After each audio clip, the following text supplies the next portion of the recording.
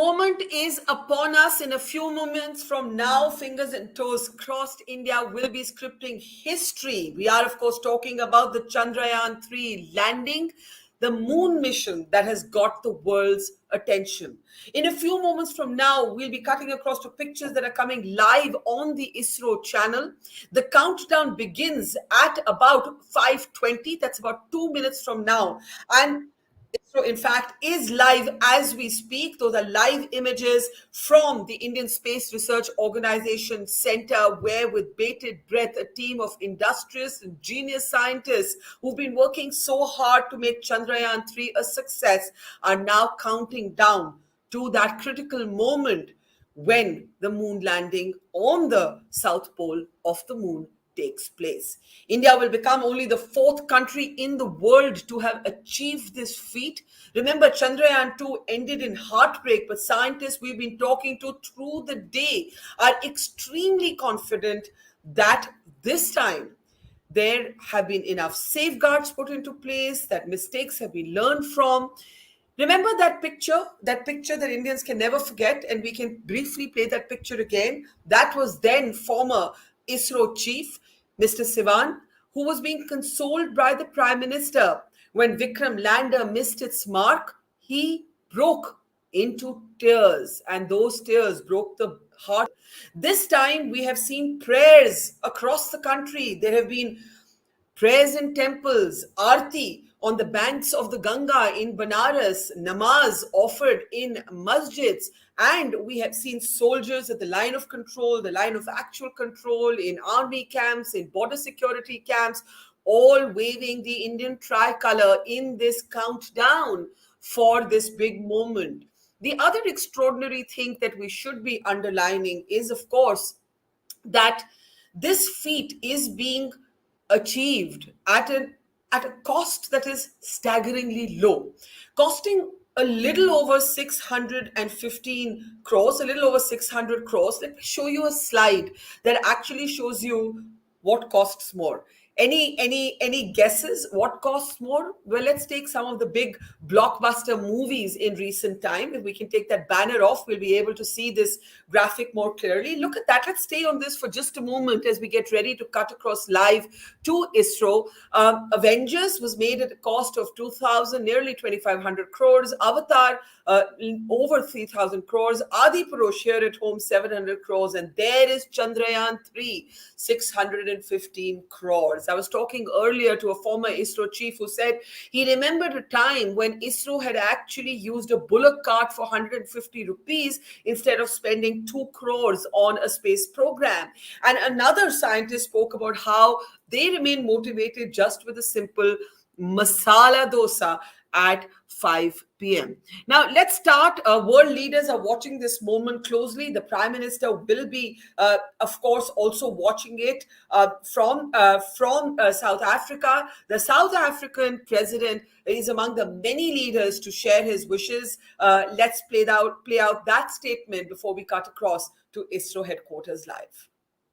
Would like to congratulate India, particularly as you speak about the need for cooperation in space. In a few hours, India's spacecraft Chandrayaan-3 will be landing on the moon. We congratulate you.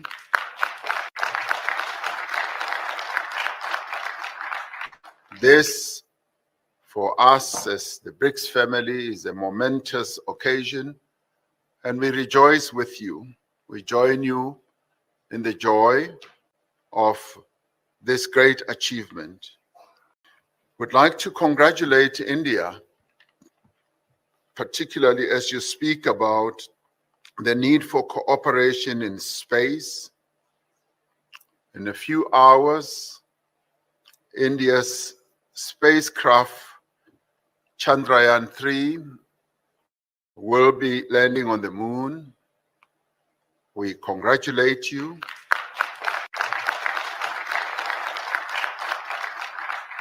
This, for us as the BRICS family, is a momentous occasion, and we rejoice with you. We join you in the joy of this great achievement. Would like to congratulate India, particularly as you speak about the need for cooperation in space. In a few hours, India's spacecraft Chandrayaan-3 will be landing on the moon. We congratulate you.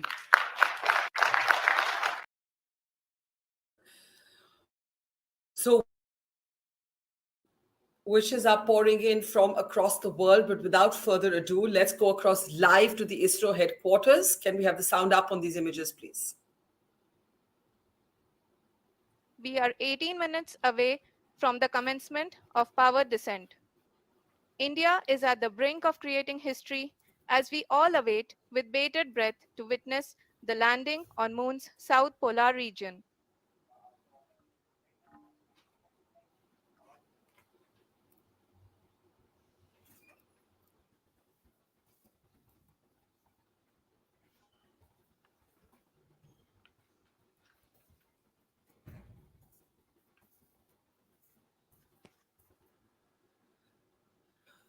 All right, those are the live images from the ISRO headquarters. And as we just heard that announcement, India is about to script history. You can see those anxious faces, anxious but confident faces there. Chandrayaan one अक्टूबर 2008 में PSL.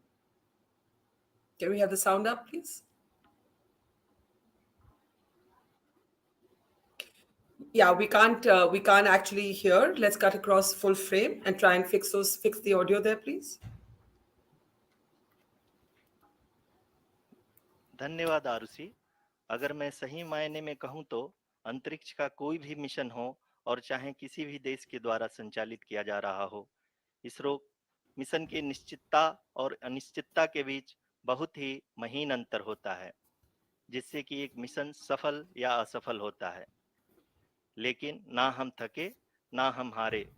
हमने पिछली कमियों को सुधारते हुए आज पूरी तरह से आश्वस्त किया है कि लैंडर मॉड्यूल निश्चित तौर पे चंद्रमा के सतह पर सेफ और सॉफ्ट लैंडिंग करेगा। सभी दर्शकों के जानकारी के लिए अब हम इसरो के अब तक के सभी लूनर मिशंस को संक्षिप्त विवरण प्रस्तुत करेंगे। जी हाँ, इसरो का पहला मून मिशन चंद्रयान-1 अक्टूबर 2008 में PSLV रॉकेट के द्वारा सफलतापूर्वक प्रक्षेपित किया गया था। चंद्रयान-1 ने चंद्रमा के सतह पर पानी की खोज करके पहले ही इतिहास रच चुका है। यही कारण है कि आजकल विश्व के तमाम अंतरिक्ष वैज्ञानिक और स्पेस एजेंसियां चंद्रमा को और करीब से जानने के लिए उत्सुक दिख रही हैं। अगर हम बात करें चंद्रयान-2 की, जो इसरो का दूसरा मिशन है, जुलाई 2019 में इसरो के सबसे ताकतवर रॉकेट LVM-3 द्वारा सफलतापूर्वक प्रक्षेपित किया गया था और आज भी लगभग 4 साल बाद यह चंद्रमा के 100 किलोमीटर के सर्कुलर ऑर्बिट में घूमते हुए बहुत ही उत्तम क्वालिटी का डेटा प्रदान कर रहा है। मिशन के प्रारंभ में इसकी आयु 1 साल निर्धारित की गई थी, परंतु LVM-3 द्वारा बहुत ही सटीक इंजेक्शन और मिशन मैनेजमेंट की वजह से चंद्रयान-2 काफी लंबे समय तक कार्यरत रहेगा। अब तक चंद्रयान-2 चंद्रमा के लगभग सभी भागों का चित्र ले चुका है। इसका एक बहुत ही महत्वपूर्ण पेलोड OHRC यानी कि ऑर्बिटर हाई रेजोल्यूशन कैमरा विश्व का सबसे बेहतरीन कैमरा है, जो कि चंद्रमा के सतह का लगातार पिक्चर भेज रहा है। अब मैं आरुषि जी से निवेदन करूंगा कि वो आप लोगों को इस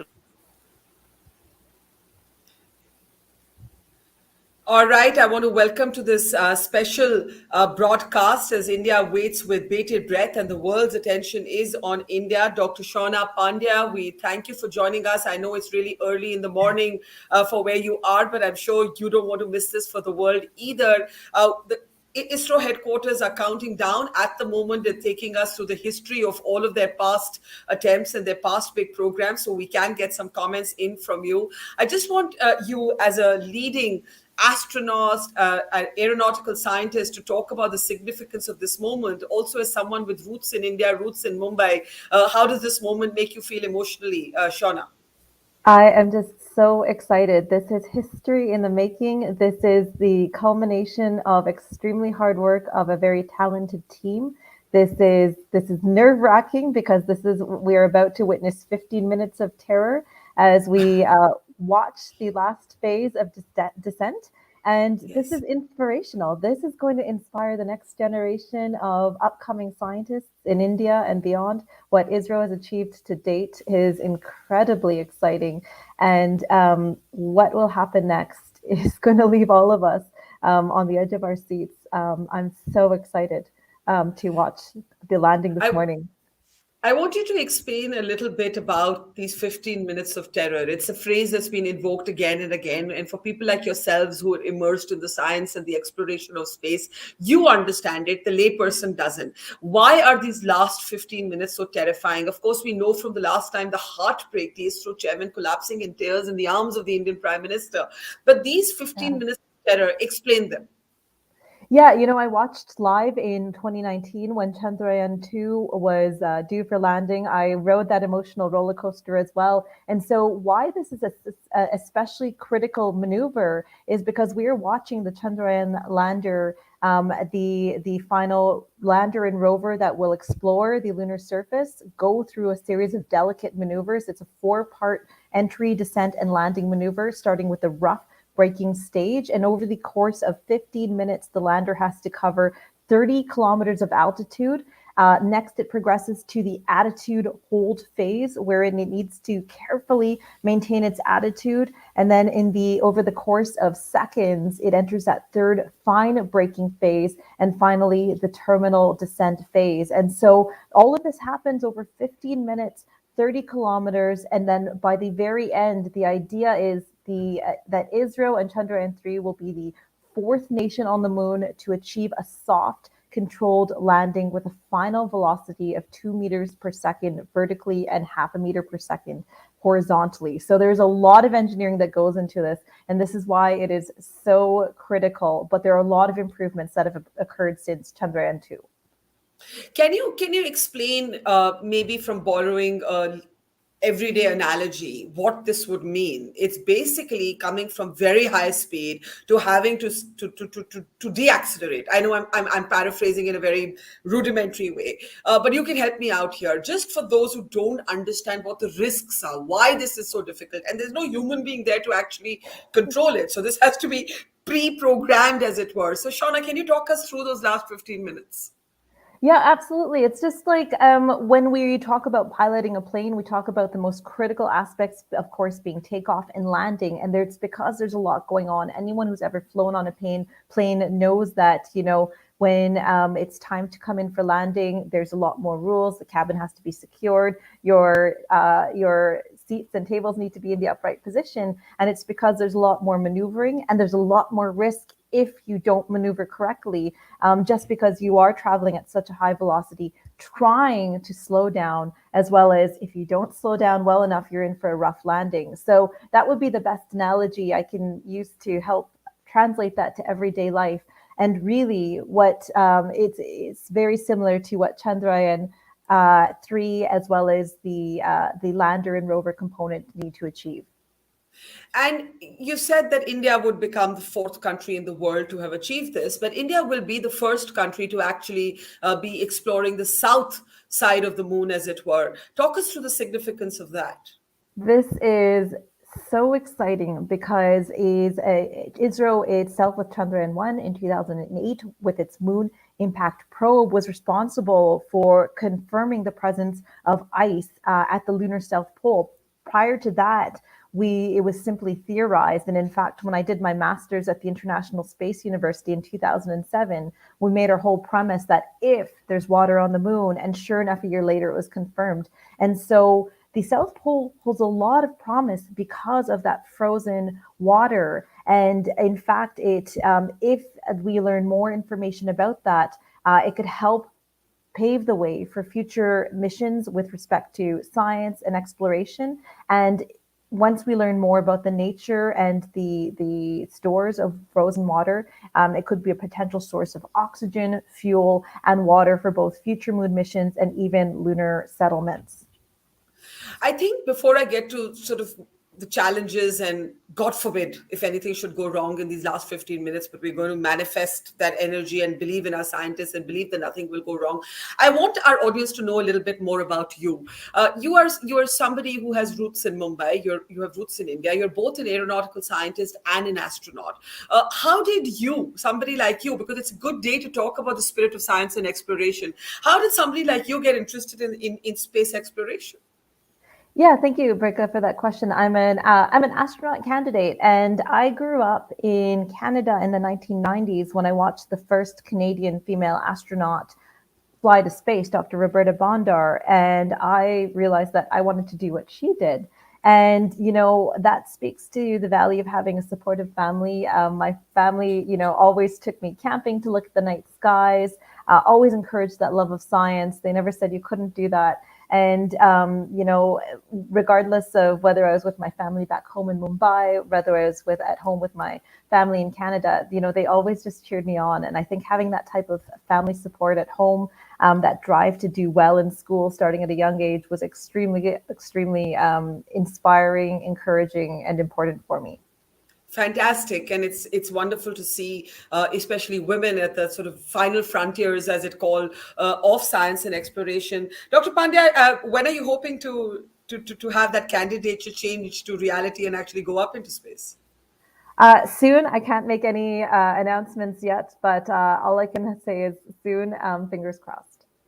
Good. We're wishing you all the luck. Let's come back to Chandrayaan-3. What do you think the scientists are most anxious about at this point? What is giving them that knot in their stomach at this point? I think it's simply reliving what happened in 2019. We were so close, and then I believe it was in the final 3 kilometers of descent that we lost control and essentially had an uncontrolled descent.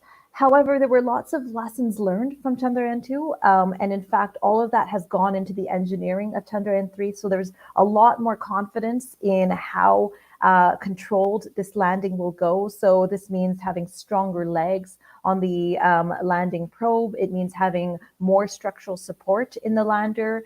It means being able to correct attitude throughout all phases of descent. And it means being able to correct attitude at a higher rate. So in Chandrayaan-2, we saw a correctional rate of 10 degrees per second. The engineers have improved that to 25 degrees per second. So it's a very long list. There's more redundancy, that it's more backups with the instruments that are giving back data, increased polling rate. So they're sampling the rate at which their environment is changing more quickly. There's multiple backups in terms of software as well as hardware. And overall, there's also been a new instrument added for 3D attitude, or it's detecting its position in space, called the LDV, or the Laser Doppler Velocimeter.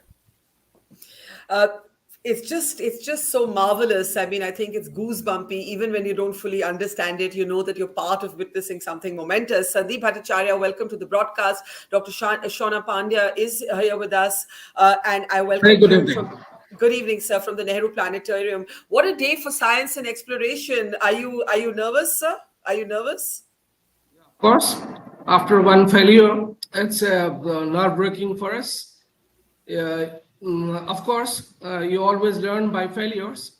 So even if you fail this time, I'm sure that you will try the 3rd time or the 4th time. Yes. But anyway, but prestige and the statement that we want to give it to the world, it will get a setback. That's true. But anyway, we will come out of it even if it goes wrong. And here is the Murphy's law. I think I will remind you about the Murphy's law. If anything, if anything should go wrong, it will go wrong, and at the worst possible time. So well, let's not think of all that right now. Let's think of good things. Let's think of it going right. What is the atmosphere like at the Birla Planetarium, Mr. Bhattacharya? Well, I have retired from the planetarium, so I cannot give you the exact details of the planetarium, what's going on there. But throughout the city, there is a lot of enthusiasm about this mission wherever I am moving around in my locality. I have recently retired last year. Wherever I am moving around, I am getting at least tens of questions regarding the mission and about its success, probability of success. People are upbeat. And here also I have seen people praying in the temples, Yes. praying for themselves as well as for the nation, and particularly for this mission. And that's amazing for me. Absolutely. I think, Dr. Pandya, that's something I want you to talk about, how science has actually brought an entire country together. It doesn't really matter today what your ideology is, your politics is, nothing. It's just all about coming together as 1.4 billion people looking at this moment. I want you to walk through, you've spoken about the redundancies, you've spoken about learning from the past mistakes. If you were the ISRO chairperson today, where would your mind be right now at this precise moment? You know, it's People are Well, hang on, Dr. Bhattacharya. I'm giving that to Dr. Pandya. Go ahead, Dr. Pandya. Yeah. Yeah, thank you so much, Barkha, for that question. So it's not just 1.4 billion people; it's the entire world. You know, it's not just me that's up or that's early. We're all rooting for India. We're all rooting for Vikram, for Pragayan, for Chandrayaan-3. This is, you know, we're on the edge of our seats. And so, if I were the ISRO chairman, I would be a mix of emotions. I would be incredibly proud of the team that did this.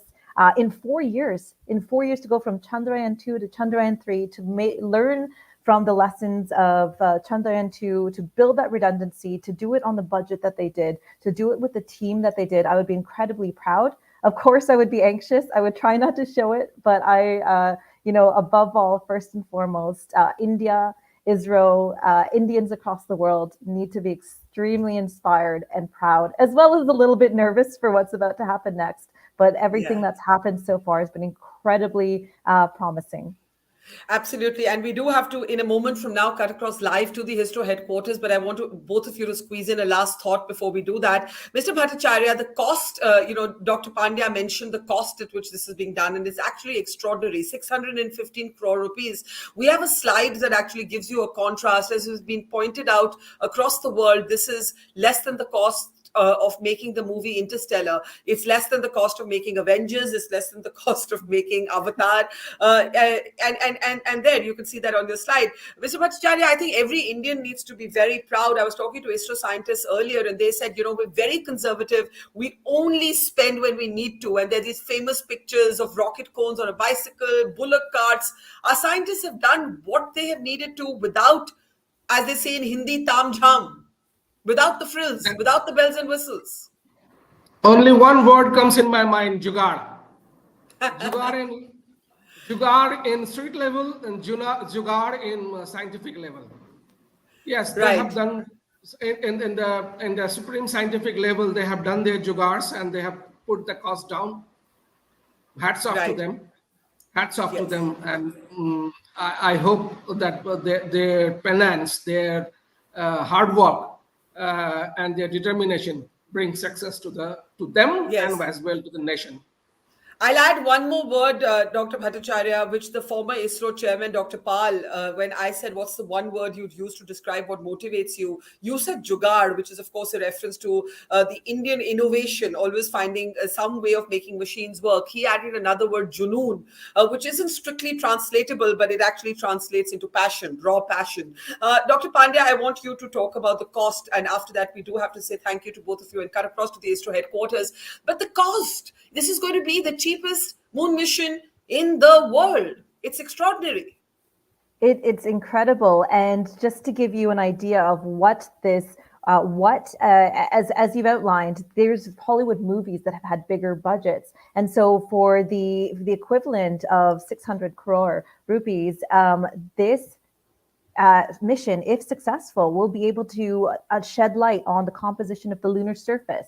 We'll be able to analyze the water ice in the lunar soil, understand more about the seismic activity on the moon, more about the atmosphere on the moon, and it's just the beginning. So we have 15 minutes of terror coming up today. But once that happens, we're about to learn so much more about what is happening on the moon, and ISRO will be responsible for that.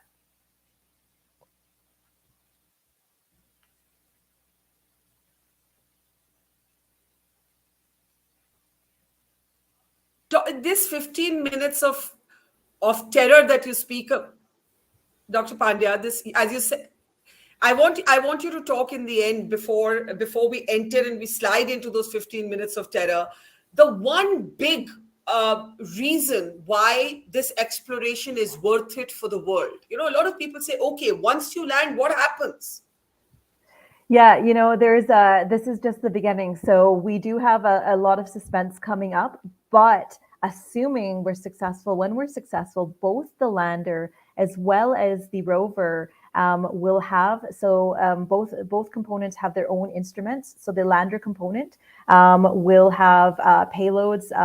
So there will be Chandra's surface thermophysical experiment, CHASE. There's the instrument for lunar seismic activity, ILSA, the Langmuir probe, which looks at the plasma density, as well as the NASA supplied laser retroreflector array that will allow passive measurements of distance from the moon. And the rover itself has its own work cut out for itself. It's only 26 kilograms. It has a range of 0.5 kilometer, and it will have its own 2 instruments: the Apixis, the alpha particle X-ray spectrometer, as well as the laser-induced breakdown spectroscope, the LIBS, both of which are designed to get more information about the chemical composition, the mineralogical composition, and more information about the elemental composition, including information about the magnesium, aluminum, potassium, calcium, and iron content, and more of what's in lunar soil and rocks. So yes, we have a very suspenseful morning for us, but once we touch down, the real work begins. Morning your time, evening here. We're about to enter those 15 minutes of terror shortly. So I'm going to say thank you to Mr. Bhattacharya and Dr. Pandya, and also allow you to actually watch history in the making. Thank you very much to both of you. We're cutting across live now to the ISRO headquarters as we enter the last lap for Dr. Pandya, called the 15 minutes of terror. India about to script history, becoming the 4th country in the world to land on the moon. First country to actually explore the south side of the moon, and the cheapest moon mission in the world. Let's cut across there and have the sound up, please. Those are images live from ISRO. Velocity लगभग 31 kilometre बनी हुई है.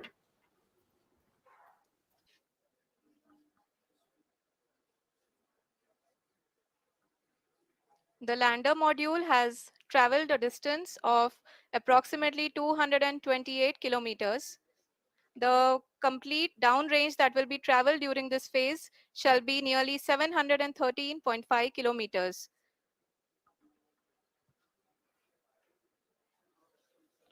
जी हाँ, कुल 745 kilometre के इस rough breaking phase में आप देख सकते हैं कि हम लोग लगभग अपनी यात्रा 20% कंप्लीट कर चुके हैं.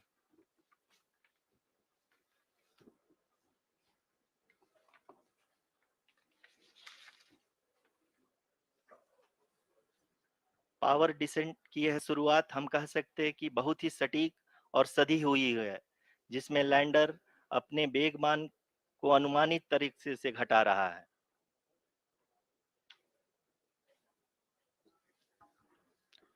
The altitude of the lander module will reduce from 7.4 kilometers to 6.8 kilometers. During the next phase, which is going to be the attitude hold phase. We can currently see that the altitude of the lander module is nearly 31 kilometers. आरयूसीसी अभी हम इस ground trace को देखते हुए कह सकते हैं कि रफ ब्रेकिंग फेज की शुरुआत बहुत ही अच्छे तरीके से हुई है. आप ये देख सकती हैं कि जो भी प्रोजेक्टेड ग्राउंड ट्रेस है उसी पे अपना लैंडर मॉड्यूल आगे चलते हुए बढ़ रहा है. अभी तक ये देखा जा सकता है कि लैंडर मॉड्यूल लगभग 370 किलोमीटर क्षैतिज दिशा में चल चुका है. The mission operations team is analyzing the data. We can all see the seriousness and the concentration with which each and every parameter of the lander module is being analyzed. The performance so far seems to be nominal. जी आरुषि, चूंकि ALS activate किया जा चुका है, इसलिए ground से कोई commanding नहीं की जा रही है. इस दौरान आपके स्क्रीन पे सारे डेटा इसरो के डीप स्पेस नेटवर्क से रियल टाइम में आ रहे हैं। इस मिशन में सेकेंड और थर्ड ऑर्डर गाइडेंस पॉलिनोमियल का प्रयोग हुआ है, जो कि इनर्शियल थ्रस्ट और एंगल के हमेशा सुनिश्चित करेगा। During the entire descent, there is no ground intervention as the ALS has taken charge. The preparation for today's event had started nearly 48 hours before, wherein various pre-selections and uplinking of parameters were done. We can see that the vertical velocity of the lander module has been brought down. It is continuously coming down. And the ALS had already been initiated 1 hour before the scheduled time of the power descent start. Following this, the throttleable engine electronics module, the TECM, was switched on and lander was oriented to the favorable attitude. जी हाँ, आप अपने screen पे देख सकते हैं कि lander module जिसकी शुरुआत में वेलोसिटी 1680 मीटर पर सेकंड थी, लगभग 1150 मीटर पर सेकंड हो चुकी है, जो कि एक बहुत ही मैजेस्टिक शुरुआत कही जा सकती है इस रफ ब्रेकिंग फेज के लिए।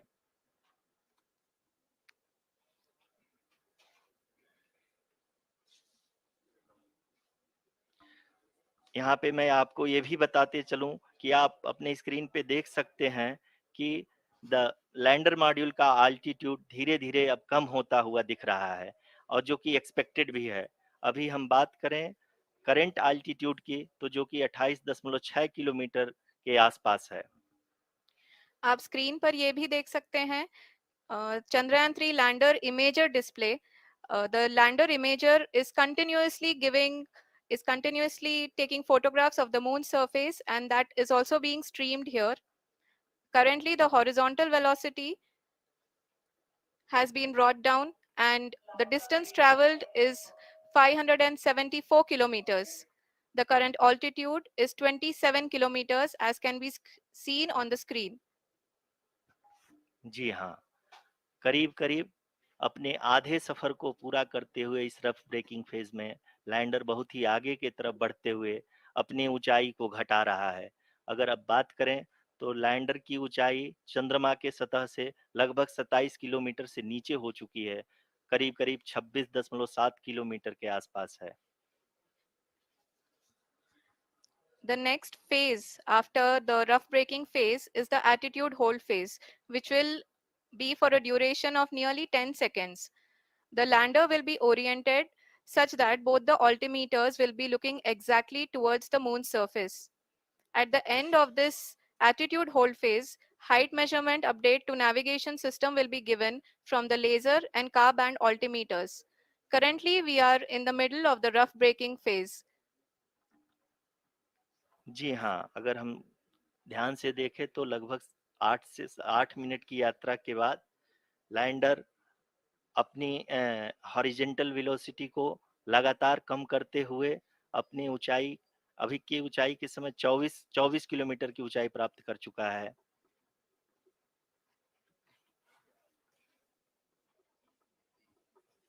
अब तक के आंकड़े को देखते हुए हम कह सकते हैं कि लैंडिंग पूरी तरह से नॉमिनल है। यहाँ पर हम देख सकते हैं कि हॉरिजेंटल वेलोसिटी लगातार कम होती हुई दिख रही है।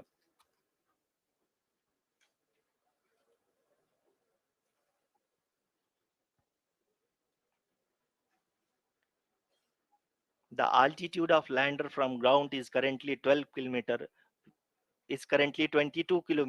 which is again going to be coming down, and that is expected. For the viewers who have joined now, we are in the power descent phase, and we are in the rough braking phase, which is the first phase of the power descent. We have currently traveled a downrange of 697 kilometers, and the downrange that has to be traveled during this phase is 713.5 kilometers.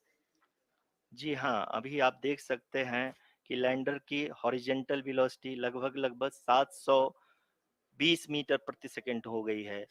लगभग हम ये कह सकते हैं कि 900 metre प्रति second velocity को कम किया जा चुका है।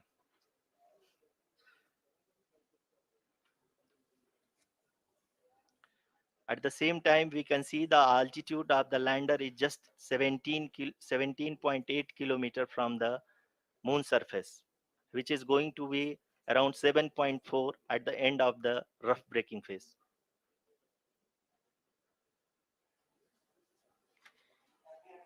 इस फेज के बाद हम जाएंगे towards the attitude hold phase, where we will be expecting sensor update from the laser and car band altimeters.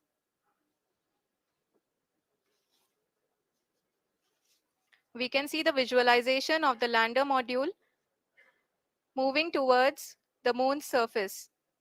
The current altitude is nearly 15.2 kilometers and the distance traveled is 754 kilometers. We can also see the image that the lander imager camera has been providing. जी हाँ, इस rough breaking phase के दौरान 800 Newton के चारों throttle engine अपने कार्य को पूरी तरह से अंजाम दे रहे हैं और लैंडर के हॉरिजॉन्टल वेलोसिटी को लगातार कम कर रहे हैं। अब तक लैंडर लगभग अपने 75 से 80% की यात्रा को पूरा कर चुका है।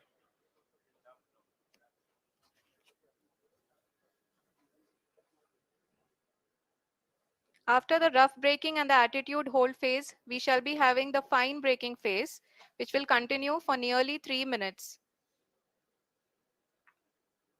The whole phase is being driven by the autonomous landing sequencer and there is no intervention from ground. जी हाँ आरुषि, अभी आप अपनी स्क्रीन पे देख सकती हैं कि जो करंट आल्टीट्यूड है चंद्रमा के सतह से लगभग 10 किलोमीटर के आसपास है। जी हाँ, हम अपने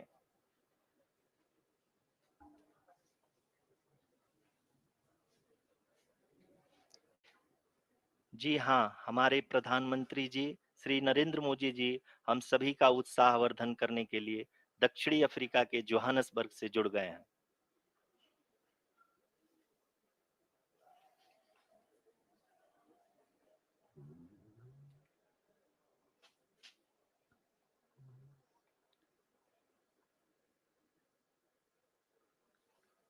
Yes, we are privileged to have with us Honorable Prime Minister of India, Shri Narendra Modi ji, who has joined us from South Africa's Johannesburg to encourage us.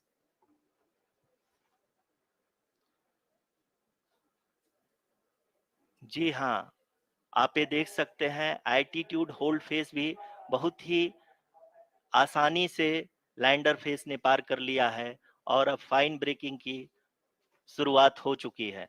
अभी हम ये देख सकते हैं कि लैंडर की ऊंचाई लगभग 5.6 किलोमीटर है, जो कि इस फेज के उपरांत लगभग 800 मीटर हो जाएगी।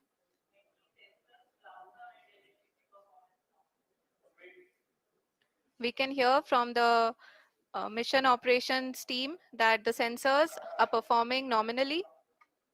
And we are currently in the midst of the fine braking phase, which is going to continue for 3 minutes. And the altitude is going to be reduced to nearly 800 meters at the end of this phase. जी हाँ, जैसा कि आरुषि जी ने बताया कि लगभग 3 minute के उपरांत lander की हाइट लगभग 800 मीटर वर्टिकली होगी और यहाँ पे लैंडर की horizontal velocity, vertical velocity, even down range भी लगभग शून्य होगा। We can see the visual of the lander module and we can see that the downrange traveled is nearly 831 kilometers.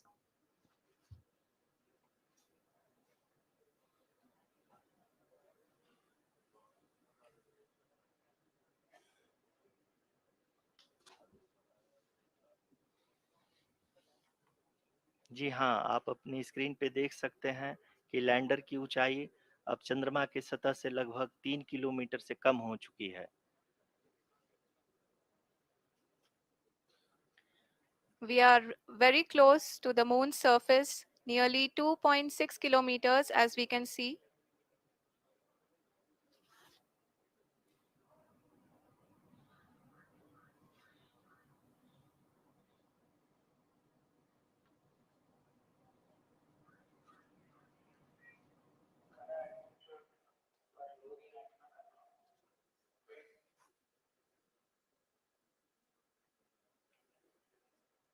जी हाँ, अभी आप देख सकते हैं कि लैंडर की ऊंचाई लगभग 1 किलोमीटर के आसपास है।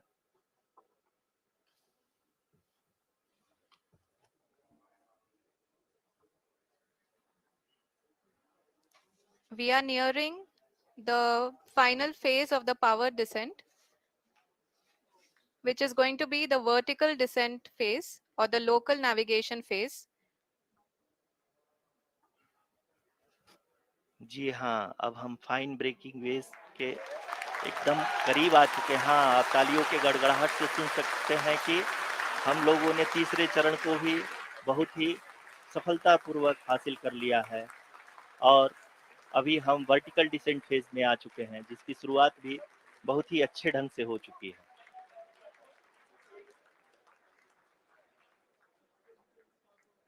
Lot of applause indicates that till now the performance has been nominal.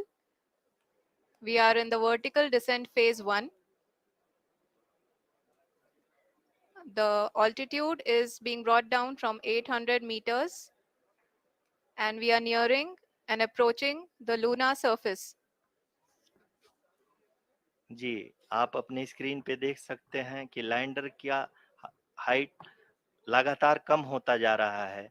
इस समय हम लैंडिंग साइट के जस्ट ऊपर हैं और इस समय इसकी ऊंचाई लगभग 600 मीटर के आसपास है। इस फेज के दौरान लगभग 150 मीटर के ऊंचाई पे पहुंचने के बाद लैंडर अगेन लगभग 20 से 22 सेकंड के लिए हॉवरिंग करेगा। We are above the landing site. The horizontal as well as the vertical velocity is now being constantly reduced. And the lander module has begun its descent towards the landing site.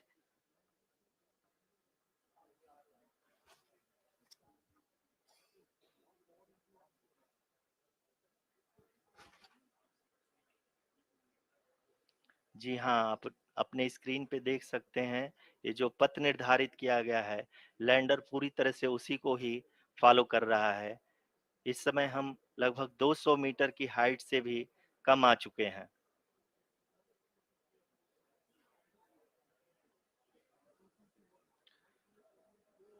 अब हम ये देख सकते हैं कि हम लगभग 150 metre की ऊंचाई पे हैं चंद्रमा के सतह से।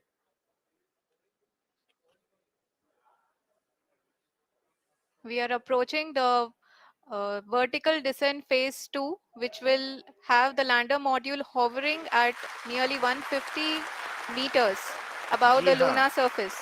जी हाँ, आप इस तालियों के गड़गड़ाहट को सुन सकते हैं, जो कि सेकंड हैवरिक फेज के कंप्लीट होने के बाद इन सारे वैज्ञानिकों के द्वारा की जा रही है।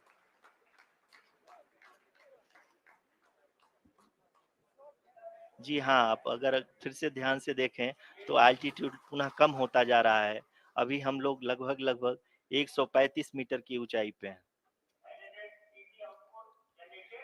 The sensors that are updating at this point are providing confirmation of the safety of the landing site. As expected, the retargeting is going on and this is a very good signature for the lander. अभी आप ये देख सकते हैं कि lander की ऊंचाई लगभग 65 मीटर के आसपास बची हुई है।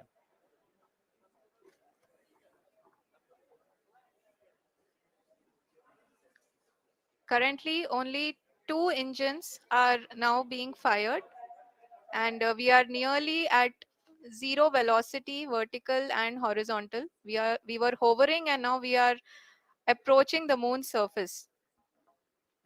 धीरे धीरे लैंडर की वेगमान को कम किया जा रहा है और हम अब लगभग 50 मीटर से भी कम आ चुके हैं। We can see the Honorable Prime Minister, Shri Narendra Modi ji, who is here to encourage us, and he is critically looking at the visuals.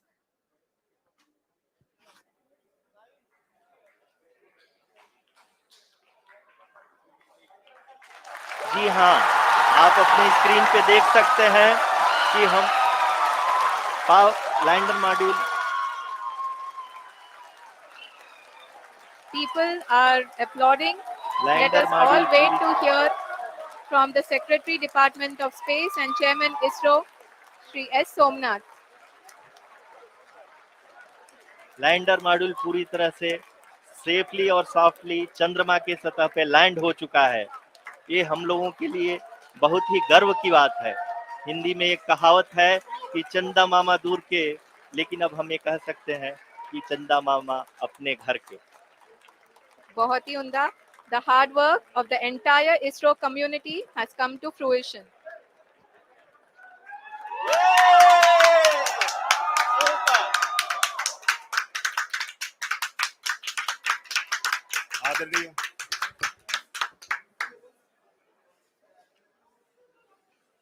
आदरणीय प्रधानमंत्री जी, नमस्कार.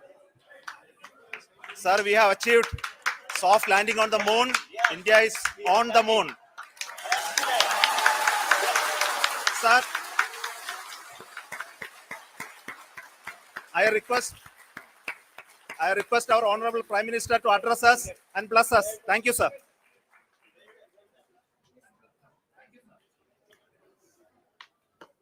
मेरे प्यारे परिवारजनों, जब हम अपनी आंखों के सामने ऐसा इतिहास बनते हुए देखते हैं तो जीवन धन्य हो जाता है। ऐसी ऐतिहासिक घटनाएं राष्ट्र जीवन की चिरंजीव चेतना बन जाती है। ये पल अविस्मरणीय है। ये क्षण अभूतपूर्व है। ये क्षण विकसित भारत के शंखनाद का है। ये क्षण नए भारत के जयघोष का है।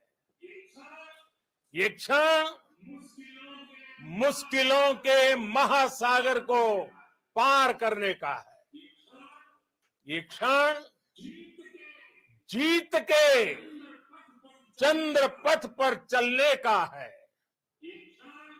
ये क्षण 140 करोड़ धड़कनों के सामर्थ्य का है।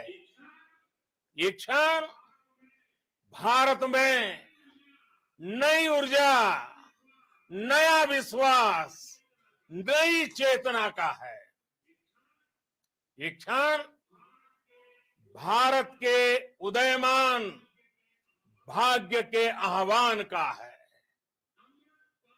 अमृत काल की प्रथम प्रभा में सफलता की ये अमृत वर्षा हुई है।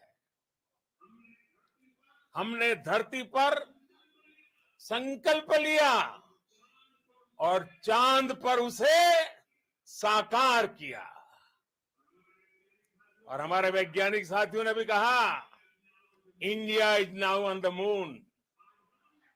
आज हम अंतरिक्ष में नए भारत की नई उड़ान के साक्षी बने हैं। साथियों, मैं इस समय ब्रिक्स समिट में हिस्सा लेने के लिए दक्षिण अफ्रीका में हूं, लेकिन हर देशवासी की तरह मेरा मन चंद्रयान महाअभियान पर भी लगा हुआ था। नया इतिहास बनते ही हर भारतीय जश्न में डूब गया है। हर घर में उत्सव शुरू हो गया है। हृदय से मैं भी अपने देशवासियों के साथ, अपने परिवारजनों के साथ इस उमंग और उल्लास से जुड़ा हुआ हूं। मैं टीम चंद्रयान को, इसरो को और देश के सभी वैज्ञानिकों को जी जान से बहुत बहुत बधाई देता हूं, जिन्होंने इस पल के लिए वर्षों तक इतना परिश्रम किया है। उत्साह, उमंग, आनंद और भावुकता से भरे इस अद्भुत पल के लिए मैं 140 करोड़ देशवासियों को भी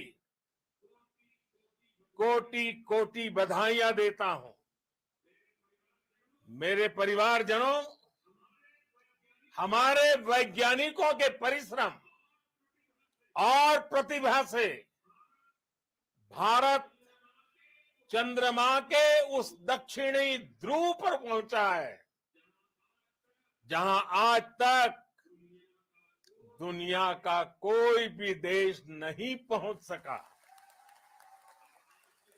अब आज के बाद से चांद से जुड़े मिथक बदल जाएंगे, कथानक भी बदल जाएंगे और नई पीढ़ी के लिए कहावतें भी बदल जाएगी। भारत में तो हम सभी लोग धरती को मां कहते हैं और चांद को मामा बुलाते हैं। कभी कहा जाता था चंदा मामा बहुत दूर के हैं, चंदा मामा बहुत दूर के हैं। अब एक दिन वो भी आएगा जब बच्चे कहा करेंगे चंदा मामा बस एक टूर के हैं। Friends, on this joyous occasion, I would like to address all the people of the world, the people of every country and region. India's successful moon mission is not just India's alone. This is a year in which the world is witnessing India's G20 presidency. Our approach of one earth, one family, one future is resonating across the globe. This human-centric approach that we present and that we represent has been welcomed universally.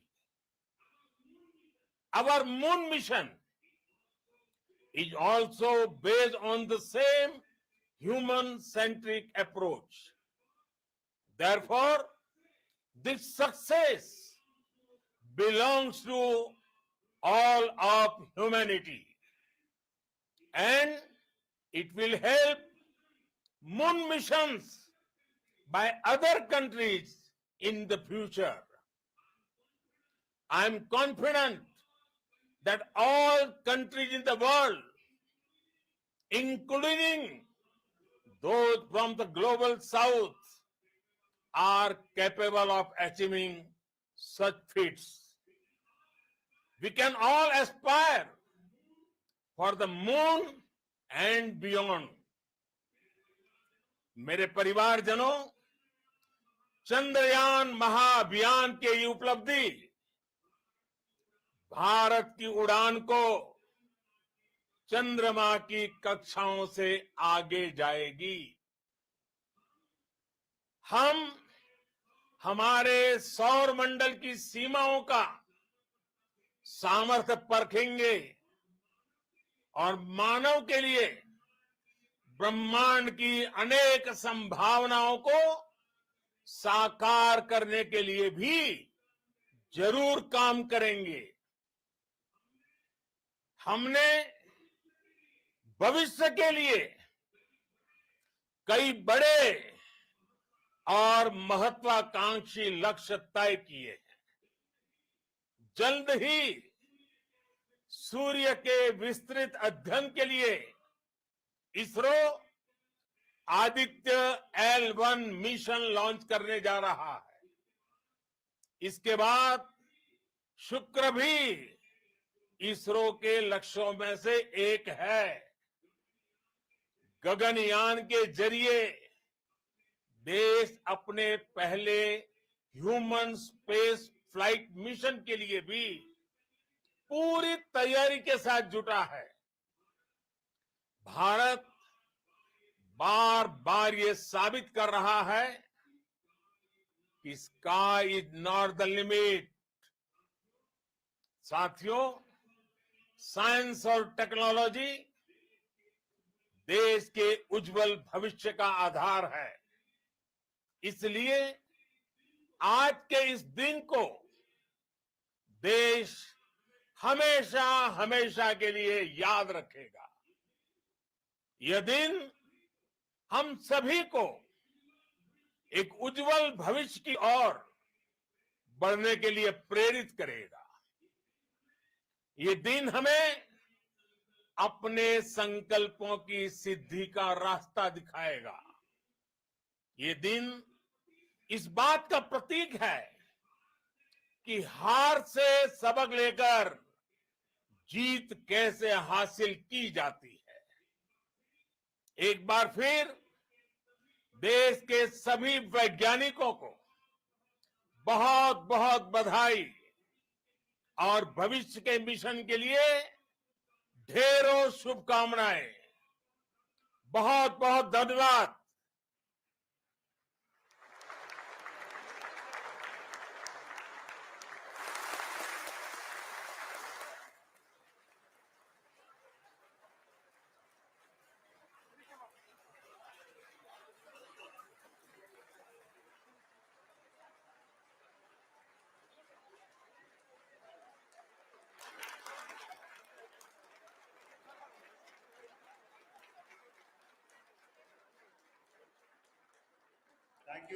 Thank you, Adranaya Pradhan Mantri ji, for being part of our journey to this success. And let me take this opportunity to thank the people behind this mission, the project director of Chandrayaan-3. He is here. Veera Muthuvel, congratulations to you. The associate project director, Kalpana, and the mission operations director, Srikanth.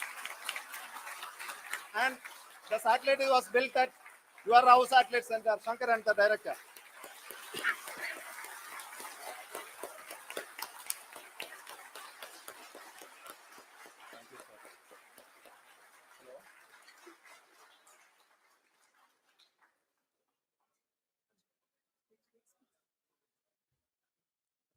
It's a great moment of happiness on behalf of team.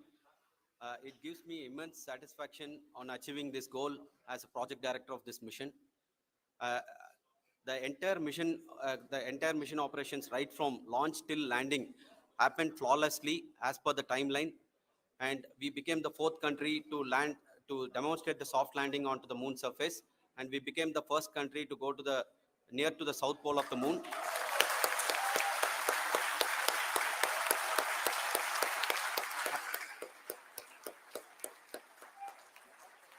I take this opportunity to thank navigation, guidance and control team, propulsion team, sensors team, and all the mainframe subsystems team who have brought success to this mission.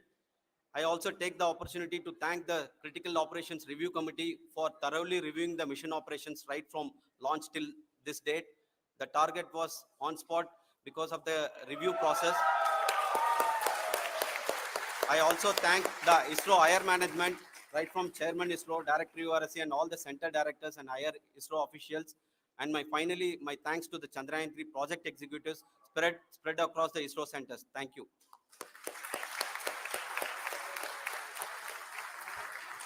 Mission Director Srikanth. It gives me an immense pleasure to be part of Chandrayaan-3 and acting as Mission Director. I would like to thank each and every team member who has supported in carrying out all the mission operations flawlessly. And I would like to thank my senior management, Chairman ISRO, Director URSC, my senior colleagues and my team members for carrying out and supporting all the things carrying out in a proper way. Thank you very much. Associate Project Director Kalpana. Good evening to all. This will remain the most memorable and the happiest moment for all of us, for our team Chandrayaan-3. We have achieved our goal flawlessly. From the day we started rebuilding our spacecraft after Chandrayaan-2 experience, it has been breathe in, breathe out Chandrayaan-3 for our team. And starting from the reconfiguration to all the special tests and the simulations we have conducted meticulously. And this has been possible only because of our immense effort from our Chandrayaan-3 team. And of course, with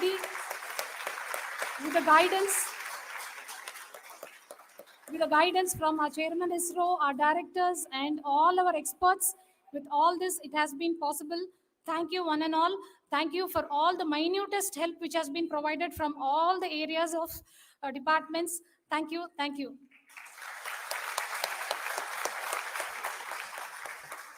Now, Chandrayaan-3 is a result of the work done by thousands of scientists, engineers, our staff, and industries and support team across ISRO and other places, other institutions. And Shankaran has been the lead of the center, which integrated all of these efforts in the last so many years. So I request him to speak on behalf of all of you.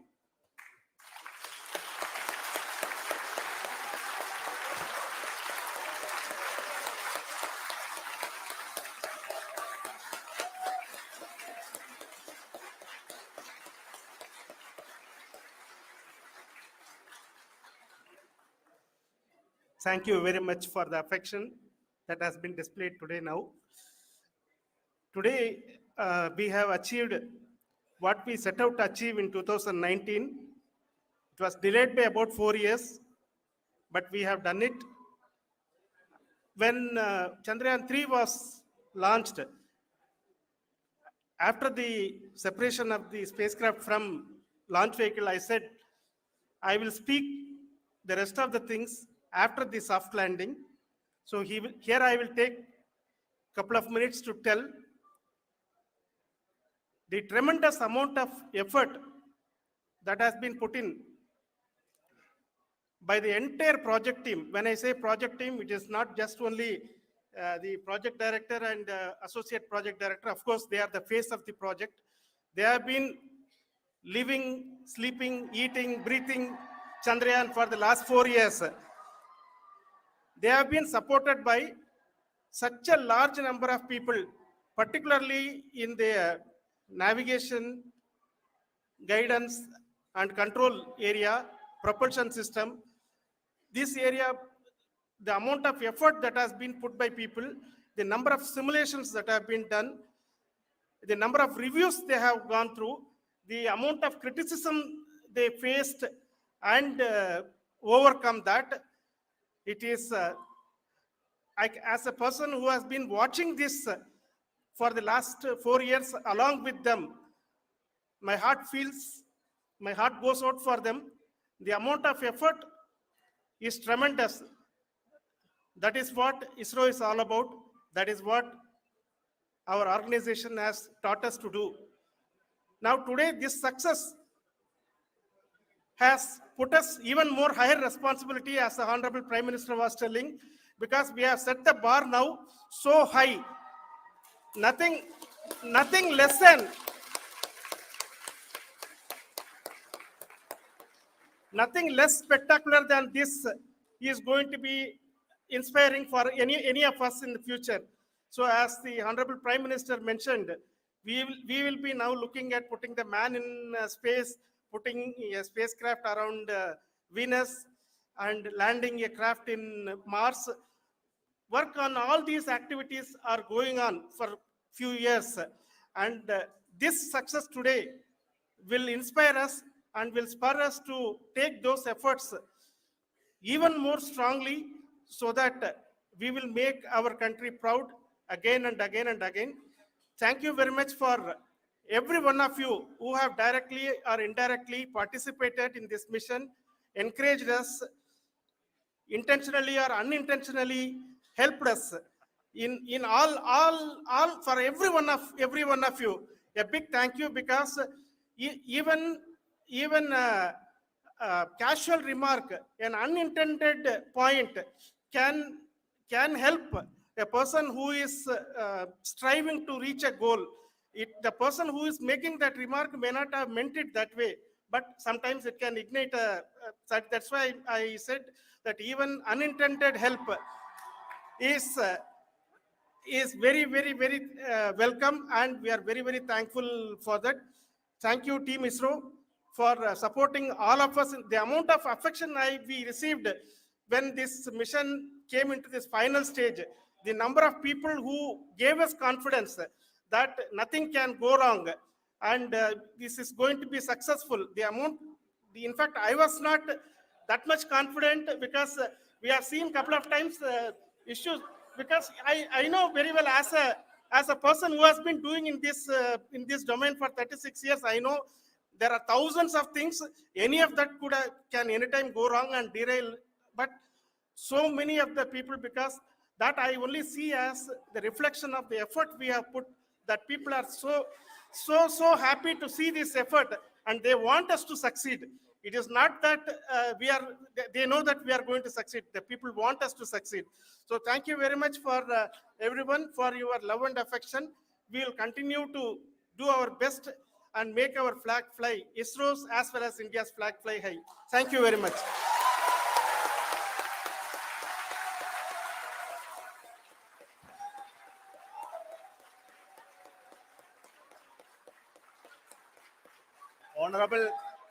Honorable Prime Minister called me and conveyed his greetings to each one of you and your family for the wonderful work you did in ISRO. So thanks are to him for the support that he is giving to us for missions like Chandrayaan-3 and the missions that are in the offing. I think that's a great word of comfort that we are receiving for pursuing the inspirational work that we are doing for the nation. I want to tell you, and I want to thank you also for each and everyone who prayed with us in the last many days, who wanted this success to happen in ISRO. I thank all those people all around the country and maybe beyond the country for their blessings and wishes and affection that he has given to each one of us for doing this work for the last so many years. I want to specifically thank some senior people who have been standing with us, especially the name of Kiran Kumar sir and Mr. Kamalakar, Sri Koteshwar Rao. They have been helping so much. They were part of the team to help them to get the confidence and get the reviews done to ensure that nothing goes with any mistakes.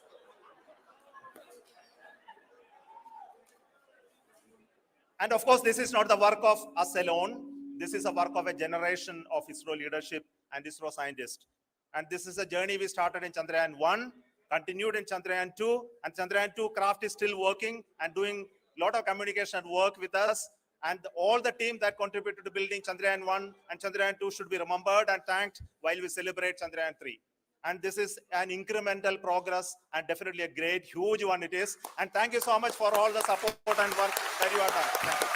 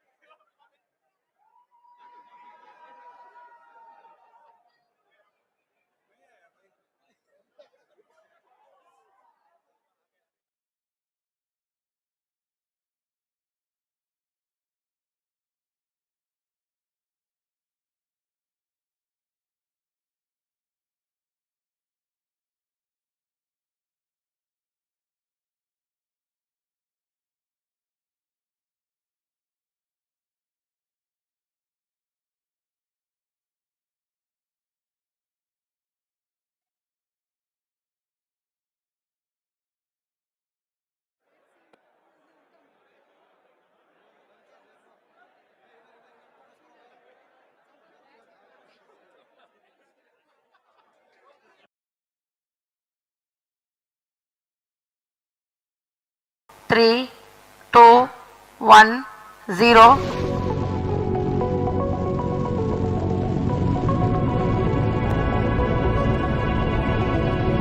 This is a classic underdog story. In 1962, when a team of young Indian scientists wanted to launch a satellite, they carried parts of the rocket on a bicycle. The rocket was also launched off a bullock cart. These images go viral every time there is a successful launch by India's space organization ISRO. Back then, ISRO was just a spark in the mind of the father of India's space program, Dr. Vikram Sarabhai. To the launch event of India's prestigious LVM-3 M4 Chandrayaan-3. 3, 2, 1, 0.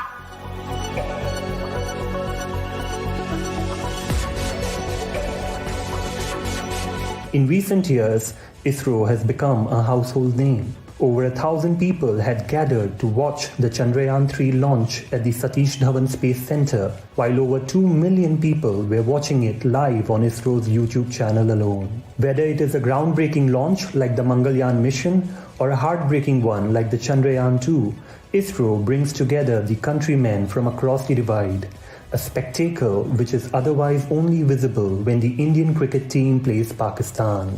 The picture of a man cycling around with a rocket cone on the carrier clipped by the great Henri Cartier-Bresson signifies the humble beginnings of ISRO. The cycling man is rocket scientist C.R. Satya. Another viral picture is of APJ Abdul Kalam from the 1960s, a man who would go on to become the missile man of India and also the president. Dr. Vikram Sarabhai and Homi J. Bhabha are widely credited for boosting India's space program. It is not accidental that on the soil of India, the great space powers, the United States, the USSR and France, are collaborating with us at the equatorial range near Tumba. However, it wasn't as easy as it sounds.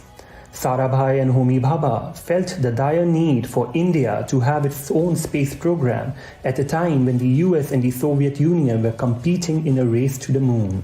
Homi Bhabha, who was then the director of the Department of Atomic Energy, persuaded Prime Minister Jawaharlal Nehru on the matter. And then, in 1962, the Indian National Commission for Space Research was established under Nehru.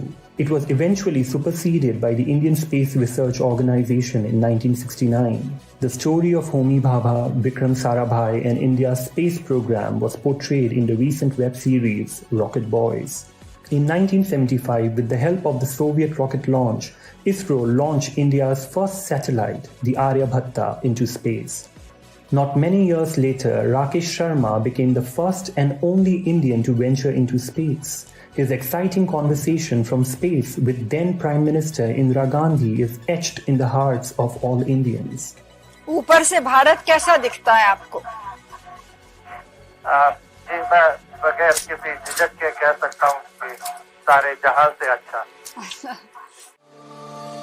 The journey to space that started on a cycle could not have reached such heights without any roadblocks. In 1993, the US blocked a critical cryogenic deal, which became a major hindrance in the growth of India's space program. While ISRO was scaling, America's technology bloc forced India to indigenize. PM Narasimha Rao went around the globe announcing that India would build its own cryogenic engines, which the ISRO scientists proudly did and owed an example of India's innovation and jugaad.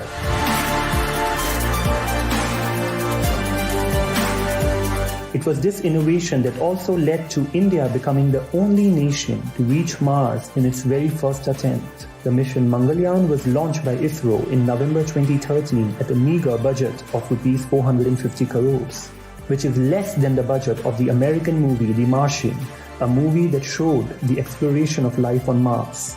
The success of the Mangalyaan mission also made India the first Asian country to reach Mars, despite China's multiple high-budgeted attempts.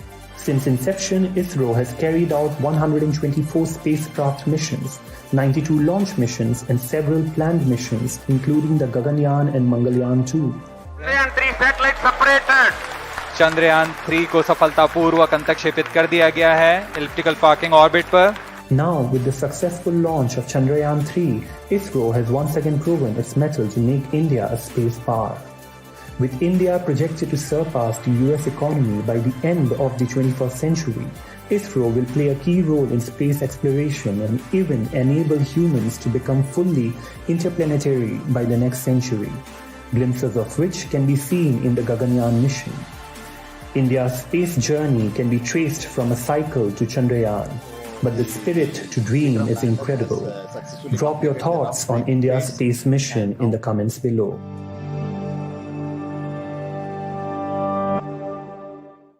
Three, two, 1, 0.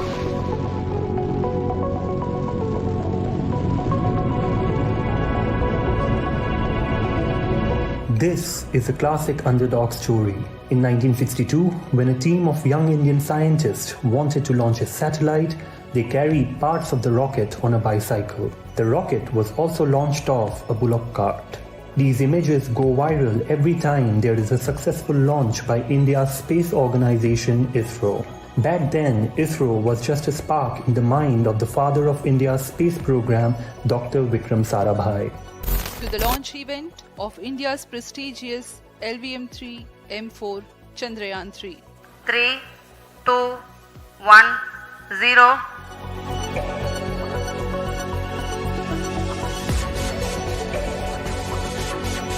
In recent years, ISRO has become a household name. Over 1,000 people had gathered to watch the Chandrayaan-3 launch at the Satish Dhawan Space Center, while over 2 million people were watching it live on ISRO's YouTube channel alone. Whether it is a groundbreaking launch like the Mangalyaan mission or a heartbreaking one like the Chandrayaan-2, ISRO brings together the countrymen from across the divide, a spectacle which is otherwise only visible when the Indian cricket team plays Pakistan.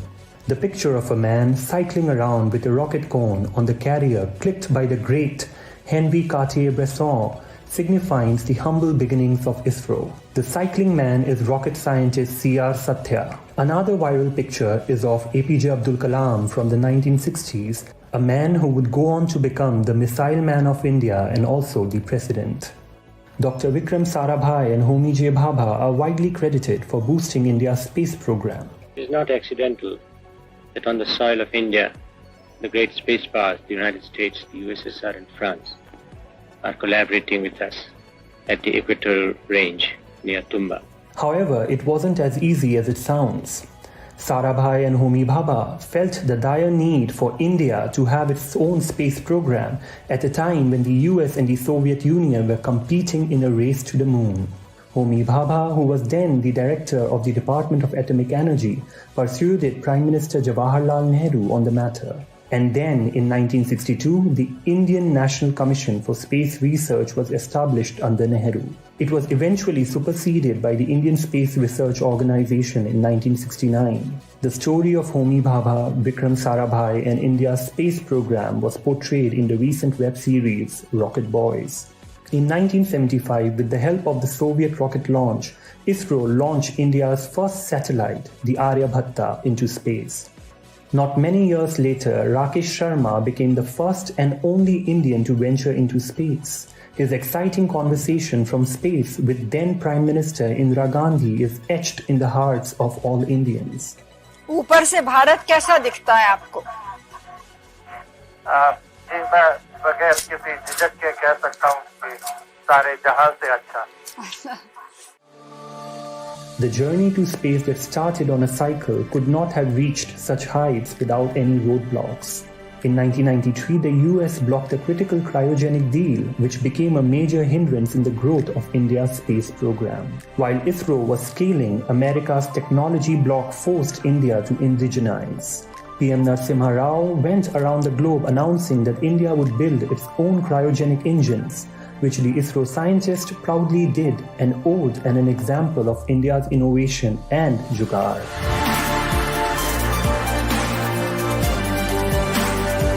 It was this innovation that also led to India becoming the only nation to reach Mars in its very first attempt. The mission Mangalyaan was launched by ISRO in November 2013 at a meager budget of Rs 450 crores, which is less than the budget of the American movie The Martian, a movie that showed the exploration of life on Mars. The success of the Mangalyaan mission also made India the first Asian country to reach Mars, despite China's multiple high-budgeted attempts. Since inception, ISRO has carried out 124 spacecraft missions, 92 launch missions, and several planned missions, including the Gaganyaan and Mangalyaan-2. Chandrayaan-3 satellite separated. Chandrayaan 3 को सफलतापूर्वक अंतक्षेपित कर दिया गया है elliptical parking orbit पर। Now, with the successful launch of Chandrayaan-3, ISRO has once again proven its mettle to make India a space power. With India projected to surpass the US economy by the end of the 21st century, ISRO will play a key role in space exploration and even enable humans to become fully interplanetary by the next century, glimpses of which can be seen in the Gaganyaan mission. India's space journey can be traced from a cycle to Chandrayaan, but the spirit to dream is incredible. Drop your thoughts on India's space mission in the comments below.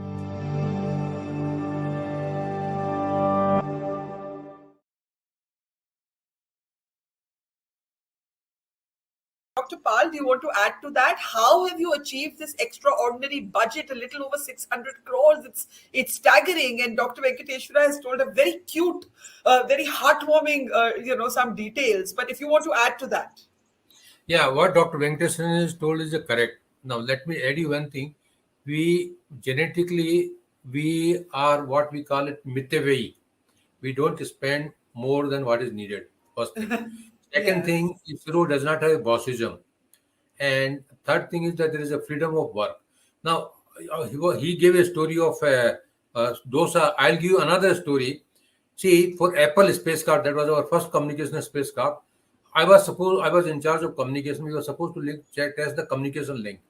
The cost of that was 2 crores if we take it to Paris, Cannes, France.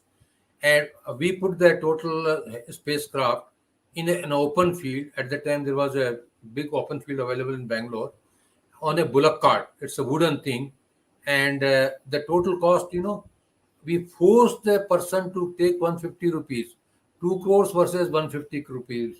I think we have the image of the bullock cart. If we can pull it out, can we please pull out the bullock cart image? I want you to tell us the story properly, sir. This is the cycle. This is the cone on a cycle. But I think the image, is this the one, sir? Is this the one? This is the thing. So can we put this up on share screen, please? Yeah. Can we isolate this and put this up? I want Dr. Pal to tell us the story. Sir, tell us the story again properly of this bullock cart. See, you put it. This Apple spacecraft was our first communication spacecraft. It was launched in 81. Okay. And that spacecraft, we wanted to test the communication link.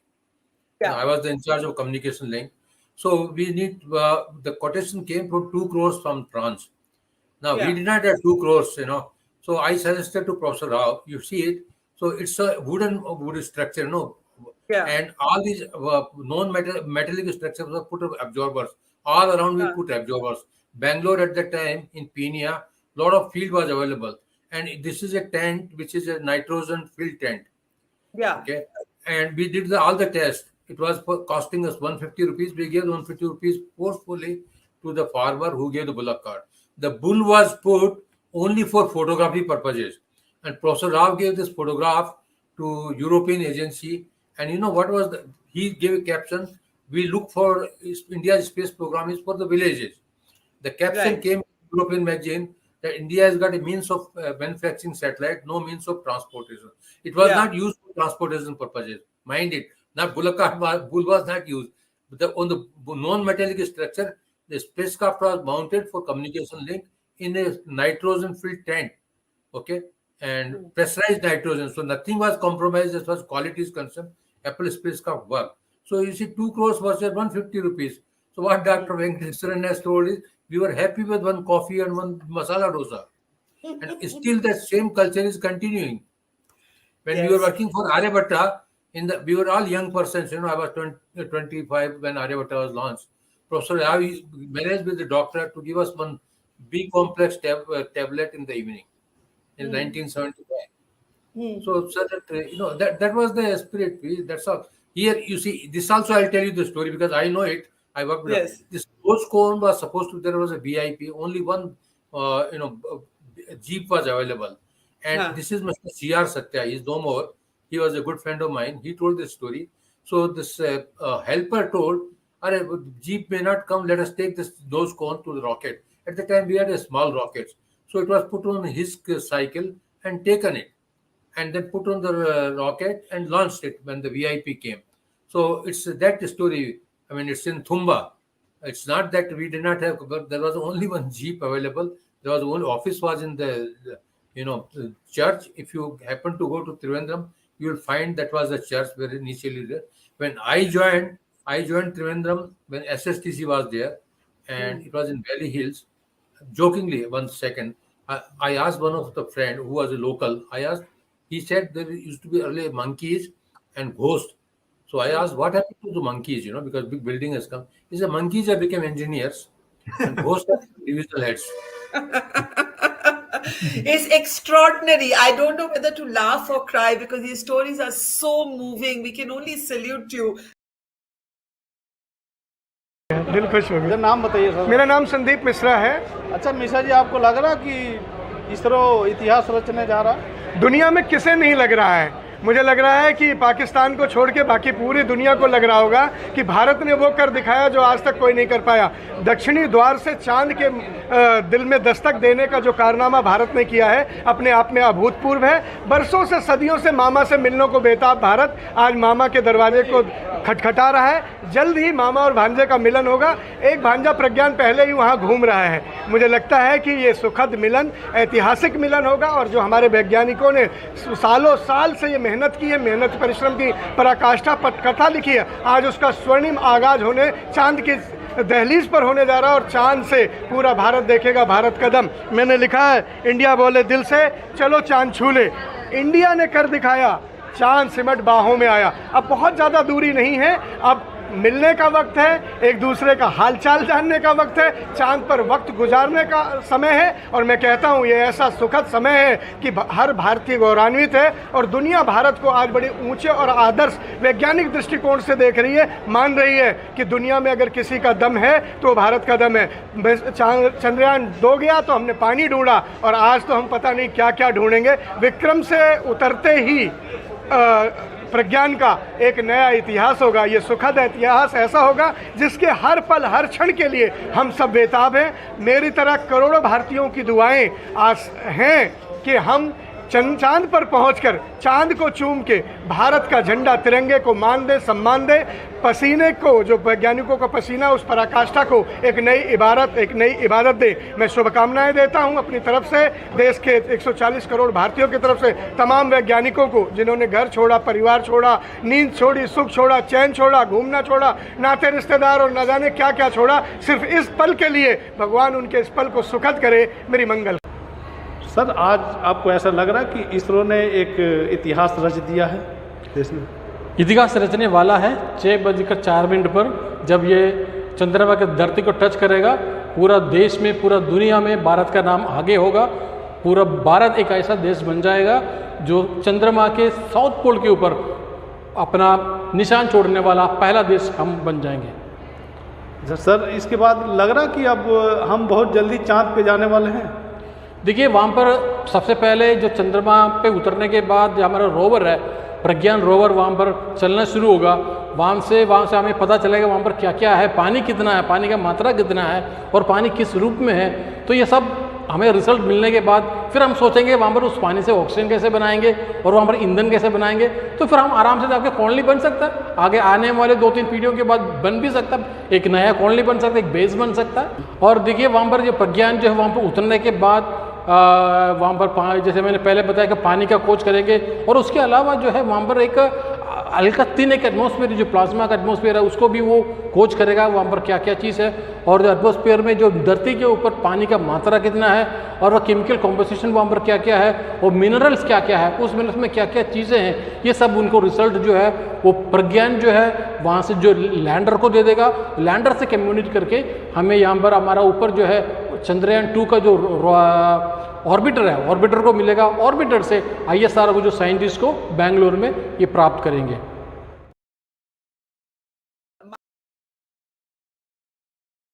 My question is, explain how ISRO has done this, literally on a budget that has the world gobsmacked. You've seen the analogies. This has been done with less money than it cost to make Interstellar. It's been done with less money than it cost to make Adi Purush.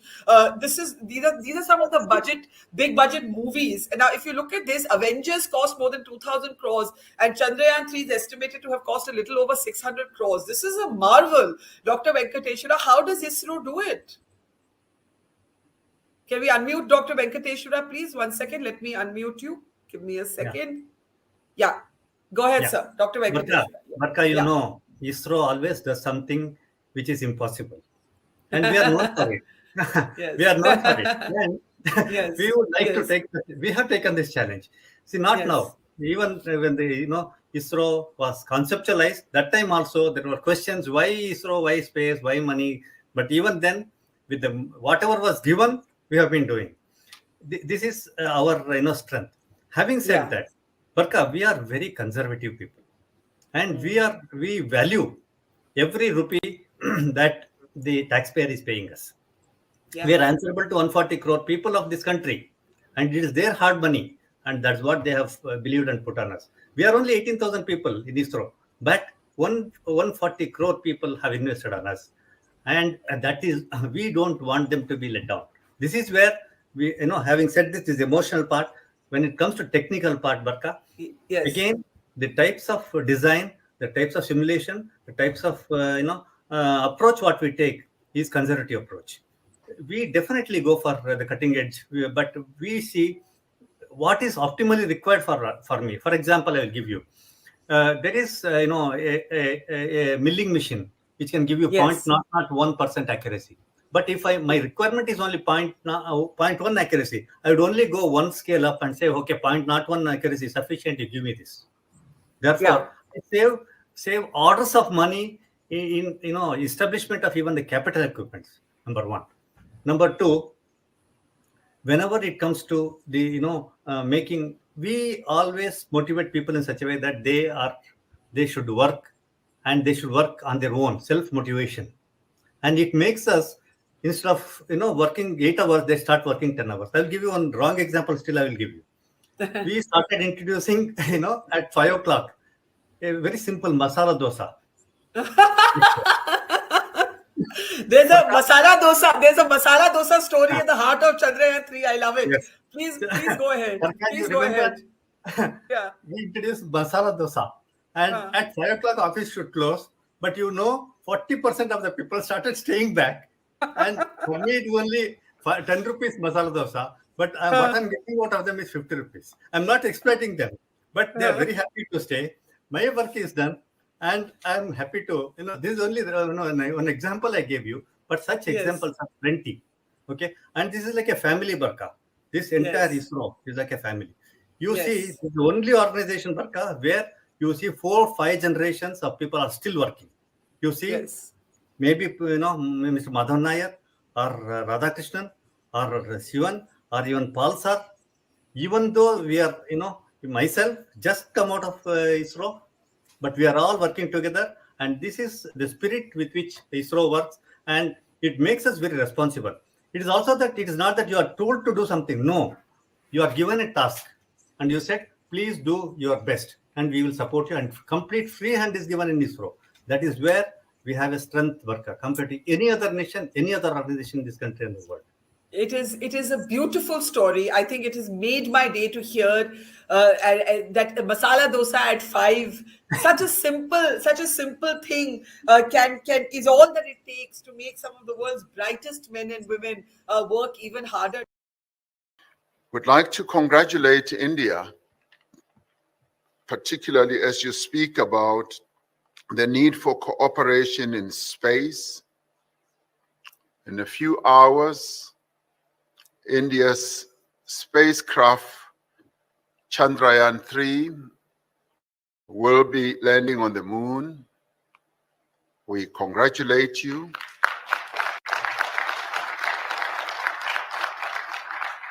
This, for us as the BRICS family, is a momentous occasion, and we rejoice with you. We join you in the joy of this great achievement. Ma'am क्या नाम आपका? उर्मिला। अच्छा Urmila ma'am बताइए, इसरो एक इतिहास रचने जा रहा है। हाँ जी। आपको कैसा लगा? मुझे बहुत अच्छा लग रहा है और अपने देश के लिए मैं बहुत गर्वित महसूस कर रही हूँ और I am very very proud in moment. हम लोगों ने कितनी मेहनत करी है, हमारे देश वालों ने, तब जाके हमें ये ऐसा कुछ सुनने के लिए, देखने के लिए मिलता है। तो ये बहुत बहुत बहुत प्राउड मोमेंट है, बहुत गर्व करने वाला मोमेंट है। तो आपने कभी देखा ये जो आज लाइव चलने वाला है, आप देखेंगी बैठ के? मैं कोशिश करूंगी कि अगर मुझे यहाँ टिकट मिल जाती है तो मैं अंदर जाके वैसे आप क्या करते हैं? वैसे मैं साइंटिस्ट हूँ पर इसरो के साथ नहीं हूँ, अदर देन दैट। तो कुछ और बताइए, साइंटिस्ट हैं तो इसके बारे में और बताइए कि क्या है, होने वाला है। ये तो हमारा देश जो है का जो रॉकेट के थ्रू लैंड कर रहा है चांद के ऊपर, और लैंडिंग जो है वो बहुत एक मुश्किल प्रक्रिया होती है क्योंकि उसमें बहुत सारे पेच होते हैं जो कि सही लगने चाहिए, तब जाके लैंडिंग होती है। अगर थोड़ी बहुत भी गलती होती है तो वहाँ लैंडिंग ठीक से नहीं हो तो सारा प्रोजेक्ट फेल हो जाता है। इसको सारा प्रोजेक्ट फेल तो नहीं कहेंगे बट फिर भी लैंडिंग फेल हो सकती है। तो इस वजह से हमारे जो साइंटिफिक जो हमारी बहुत मजबूत पकड़ है वो इस चीज़ को दर्शाती है कि अगर हम सही लैंडिंग करते हैं इसका मतलब हम परफेक्ट हैं काम करने में।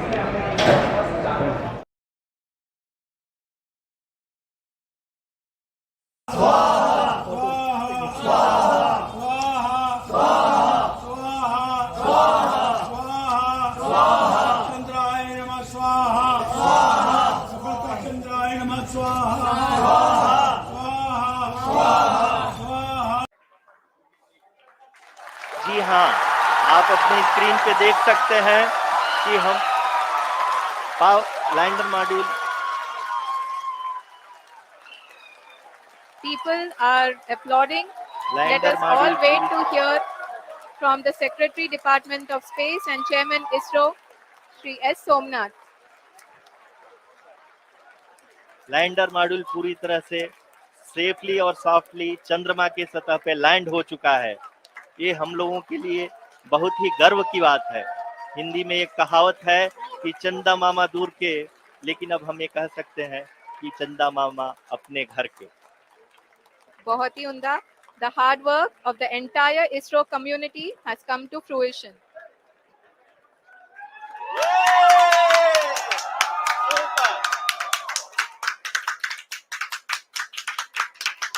आदरणीय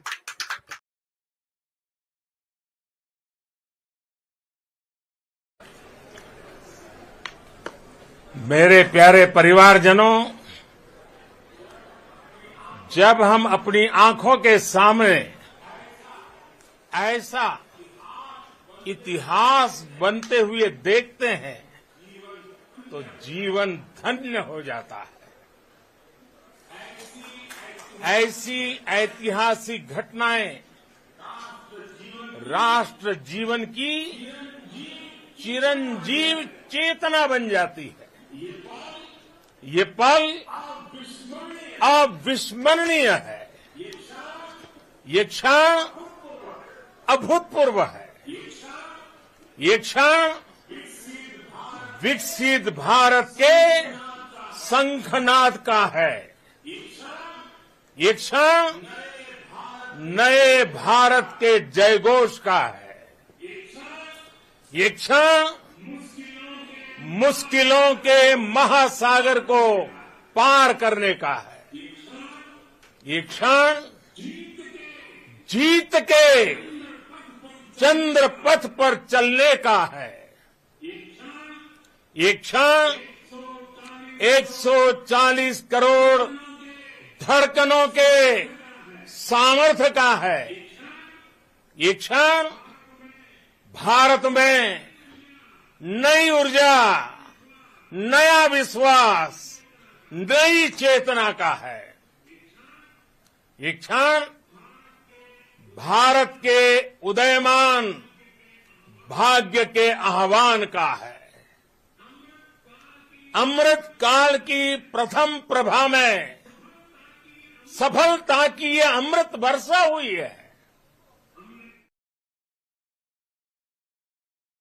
जी, आपका तो नाम सोमनाथ और सोमनाथ नाम चंद्र से जुड़ा हुआ है और इसलिए आज आपके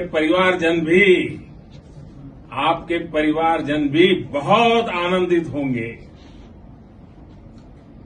मेरी तरफ से आपको, आपकी पूरी टीम को बहुत बहुत बधाई और सबको मेरी तरफ से अभिनंदन कह दीजिए और हो सके उतना जल्दी मैं आप सबको रूबरू में भी बधाई दूंगा।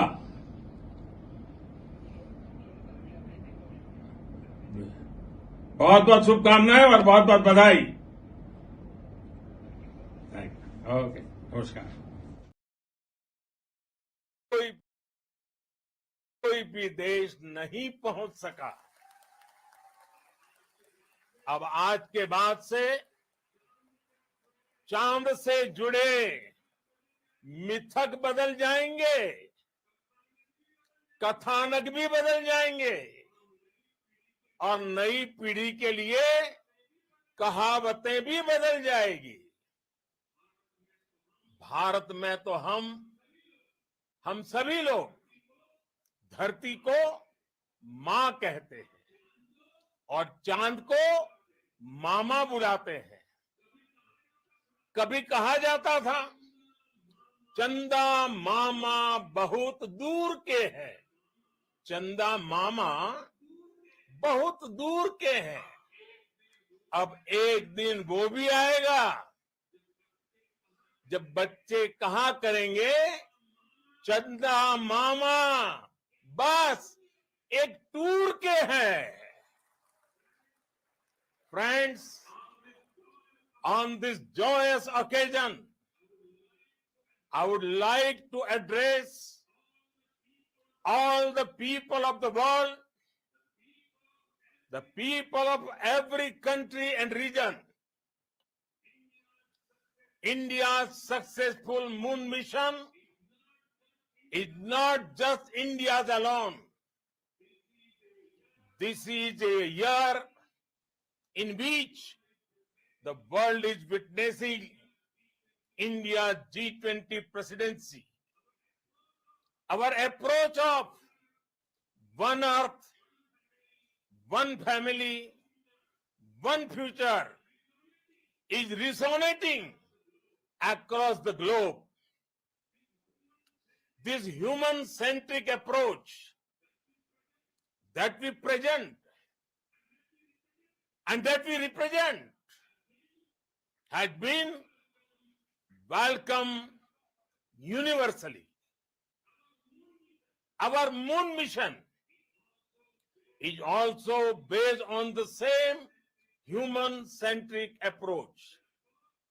Therefore, this success belongs to all of humanity, and it will help moon missions by other countries in the future.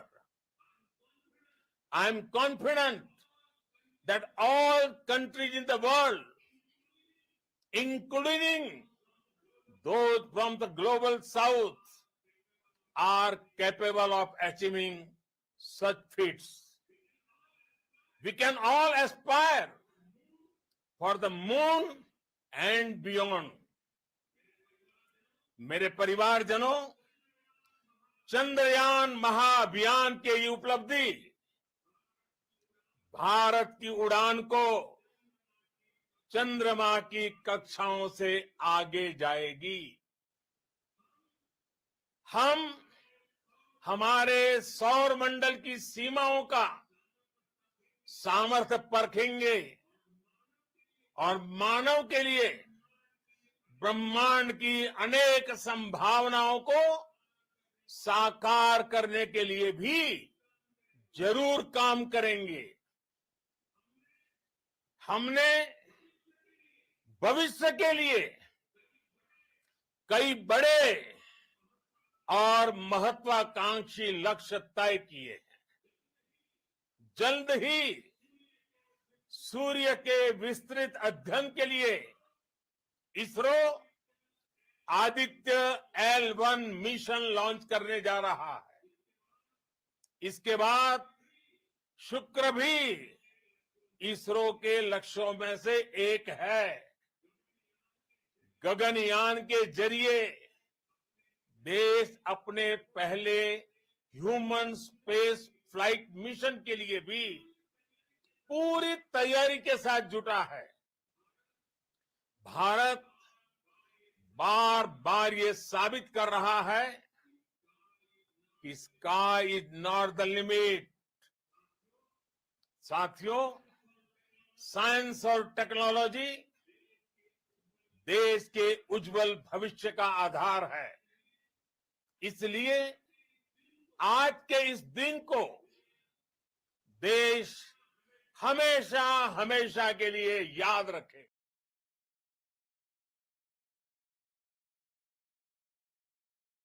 3, 2, 1, 0.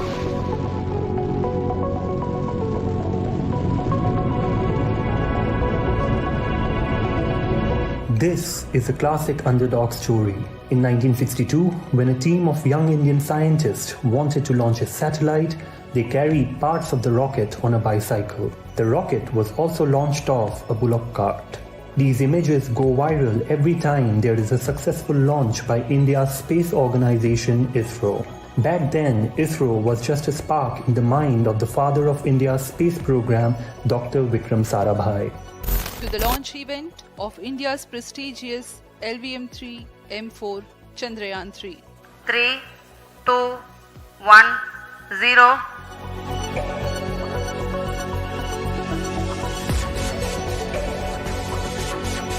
In recent years, ISRO has become a household name. Over 1,000 people had gathered to watch the Chandrayaan-3 launch at the Satish Dhawan Space Center, while over 2 million people were watching it live on ISRO's YouTube channel alone. Whether it is a groundbreaking launch like the Mangalyaan mission or a heartbreaking one like the Chandrayaan-2, ISRO brings together the countrymen from across the divide, a spectacle which is otherwise only visible when the Indian cricket team plays Pakistan. The picture of a man cycling around with a rocket cone on the carrier clicked by the great Henri Cartier-Bresson signifies the humble beginnings of ISRO. The cycling man is rocket scientist C.R. Satya. Another viral picture is of APJ Abdul Kalam from the 1960s, a man who would go on to become the missile man of India and also the president. Dr. Vikram Sarabhai and Homi J. Bhabha are widely credited for boosting India's space program. It is not accidental that on the soil of India, the great space powers, the United States, the USSR and France, are collaborating with us at the equatorial range near Tumba. However, it wasn't as easy as it sounds. Sarabhai and Homi Bhabha felt the dire need for India to have its own space program at a time when the US and the Soviet Union were competing in a race to the moon.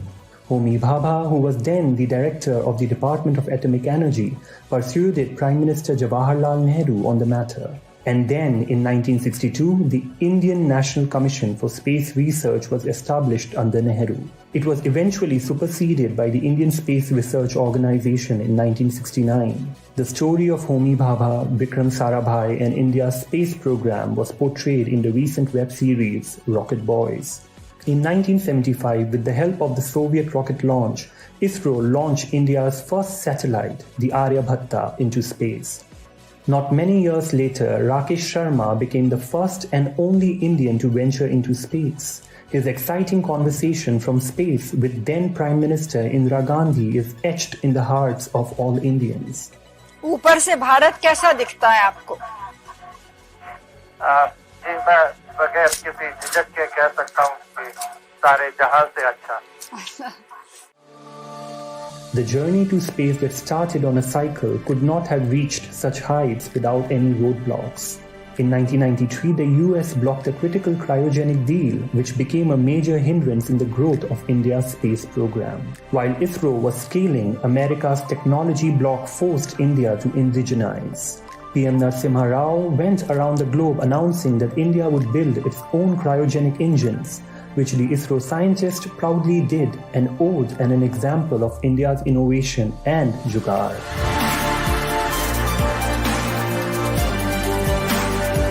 It was this innovation that also led to India becoming the only nation to reach Mars in its very first attempt. The mission Mangalyaan was launched by ISRO in November 2013 at a meager budget of Rs 450 crores, which is less than the budget of the American movie The Martian, a movie that showed the exploration of life on Mars.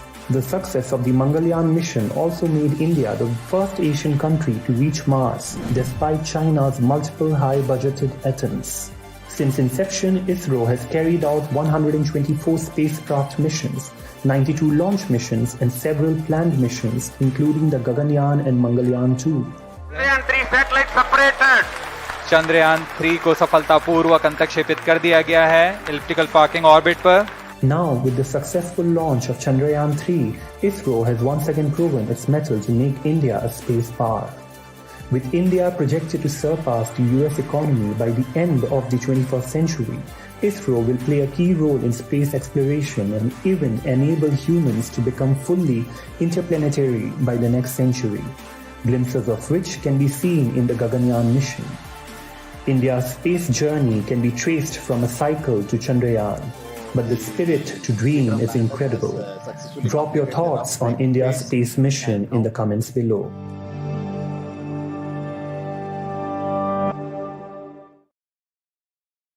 We have been given happy, life in ISRO. Some people have got partners also. So, including, me, we have got good partners in ISRO. People have, both husband and wife have been serving. So ISRO. you have also fallen in love with ISRO, not just with your work, not just with your work, with your work, right? That's right. Yes, so his better half is from ISRO. And she is in Chandrayaan. She is right now sitting in. Oh, She's 1 sitting in minute. control room. So Dr. Venkateshwara, your wife is part of Chandrayaan-3? Yes, she's sitting in control room right now. Okay, how does that make you feel as a husband? Tell us a little more. It is really great. We have been, serving together, even with the blessings of Surendrapal many times. Like he has treated us like his children. And we have been working. We understand each other very well. We understand our pressure. We know that we are dedicated to the country. So we have to balance the home also. We do that very effectively together. Barkha. Are you a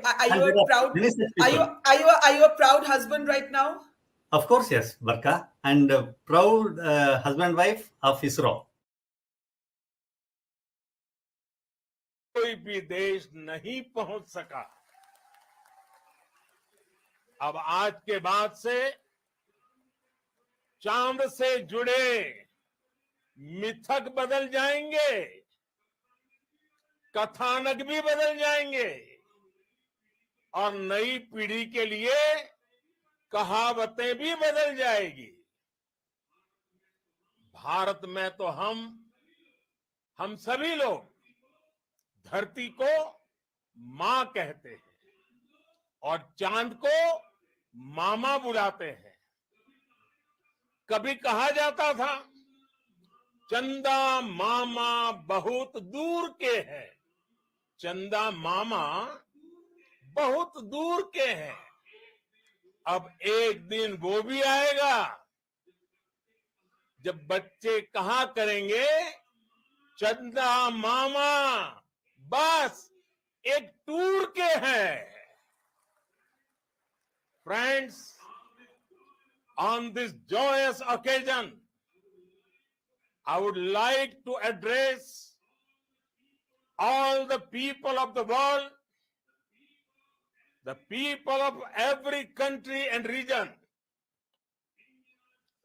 India's successful moon mission is not just India's alone. This is a year in which the world is witnessing India's G20 presidency. Our approach of one earth, one family, one future is resonating across the globe. This human-centric approach that we present and that we represent has been welcomed universally. our moon mission is also based on the same human-centric approach. Therefore, this success belongs to all of humanity, and it will help moon missions by other countries in the future. I am confident that all countries in the world, including those from the global south, are capable of achieving such feats. We can all aspire for the moon and beyond. मेरे परिवारजनों, चंद्रयान महाअभियान के ये उपलब्धि भारत की उड़ान को चंद्रमा की कक्षाओं से आगे जाएगी। हम हमारे सौर मंडल की सीमाओं का सामर्थ्य परखेंगे और मानव के लिए ब्रह्मांड की अनेक संभावनाओं को साकार करने के लिए भी जरूर काम करेंगे। हमने भविष्य के लिए कई बड़े और महत्वाकांक्षी लक्ष्य तय किए हैं। जल्द ही सूर्य के विस्तृत अध्ययन के लिए ISRO Aditya L1 mission launch करने जा रहा है। इसके बाद शुक्र भी इसरो के लक्ष्यों में से एक है। गगनयान के जरिए देश अपने पहले ह्यूमन स्पेस फ्लाइट मिशन के लिए भी पूरी तैयारी के साथ जुटा है। भारत बार बार ये साबित कर रहा है कि sky is not the limit. साथियों, साइंस और टेक्नोलॉजी देश के उज्जवल भविष्य का आधार है। इसलिए आज के इस दिन को देश हमेशा हमेशा के लिए याद रखे।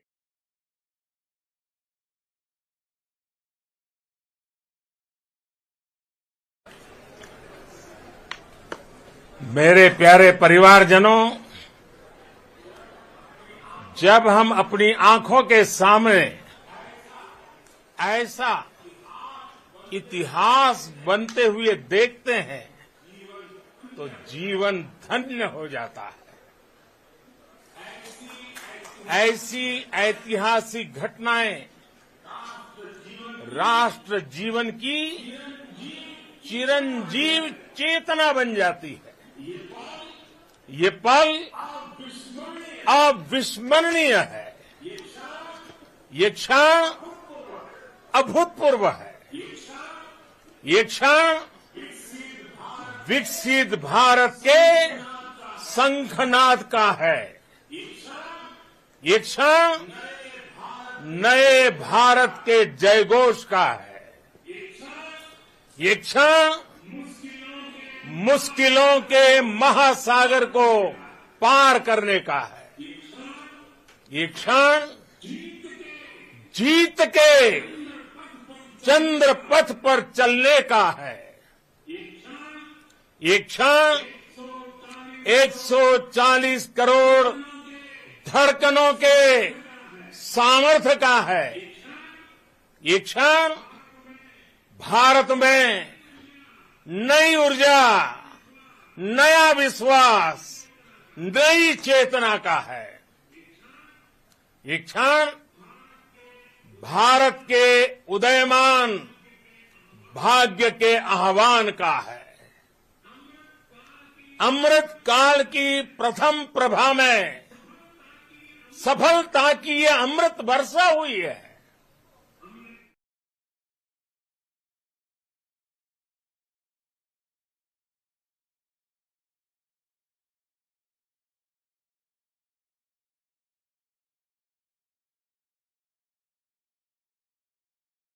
कोई भी देश नहीं पहुंच सका।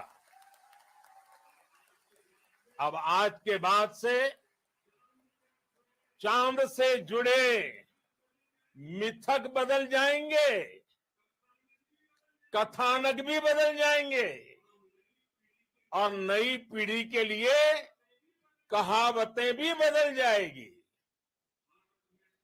भारत में तो हम सभी लोग धरती को मां कहते हैं और चांद को मामा बुलाते हैं। कभी कहा जाता था चंदा मामा बहुत दूर के हैं, चंदा मामा बहुत दूर के हैं। अब एक दिन वो भी आएगा जब बच्चे कहा करेंगे चंदा मामा बस एक टूर के हैं। Friends, on this joyous occasion, I would like to address all the people of the world, the people of every country and region. India's successful moon mission is not just India's alone. This is a year in which the world is witnessing India's G20 presidency.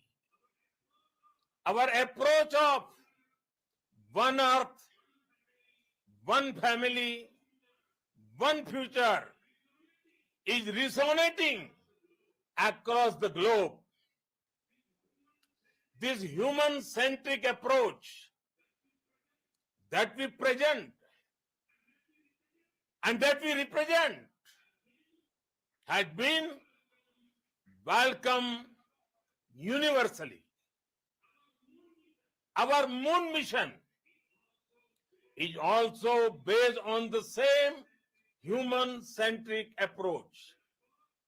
Therefore, this success belongs to all of humanity, and it will help moon missions by other countries in the future. I am confident that all countries in the world, including those from the global south, are capable of achieving such feats. We can all aspire for the moon and beyond. मेरे परिवारजनों, चंद्रयान महाअभियान के ये उपलब्धि भारत की उड़ान को चंद्रमा की कक्षाओं से आगे जाएगी। हम हमारे सौर मंडल की सीमाओं का सामर्थ्य परखेंगे और मानव के लिए ब्रह्मांड की अनेक संभावनाओं को साकार करने के लिए भी जरूर काम करेंगे। हमने भविष्य के लिए कई बड़े और महत्वाकांक्षी लक्ष्य तय किए हैं। जल्द ही सूर्य के विस्तृत अध्ययन के लिए ISRO Aditya L1 mission launch करने जा रहा है। इसके बाद शुक्र भी इसरो के लक्ष्यों में से एक है। गगनयान के जरिए देश अपने पहले ह्यूमन स्पेस फ्लाइट मिशन के लिए भी पूरी तैयारी के साथ जुटा है। भारत बार बार ये साबित कर रहा है कि sky is not the limit. साथियों, साइंस और टेक्नोलॉजी देश के उज्जवल भविष्य का आधार है। इसलिए आज के इस दिन को देश हमेशा हमेशा के लिए याद रखें।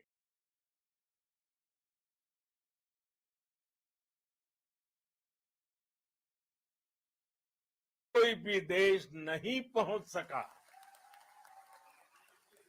अब आज के बाद से चांद से जुड़े मिथक बदल जाएंगे, कथानक भी बदल जाएंगे और नई पीढ़ी के लिए कहावतें भी बदल जाएगी।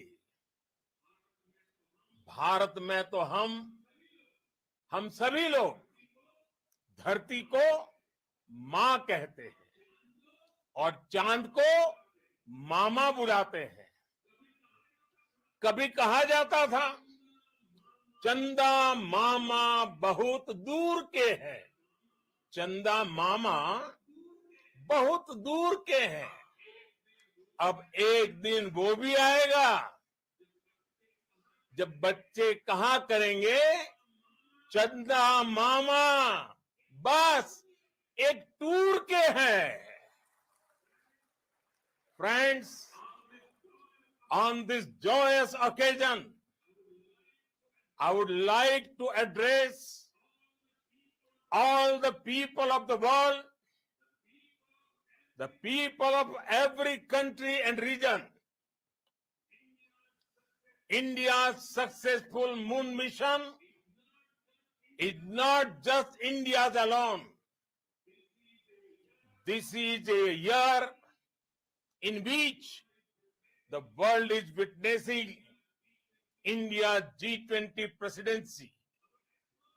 Our approach of one earth, one family, one future is resonating across the globe.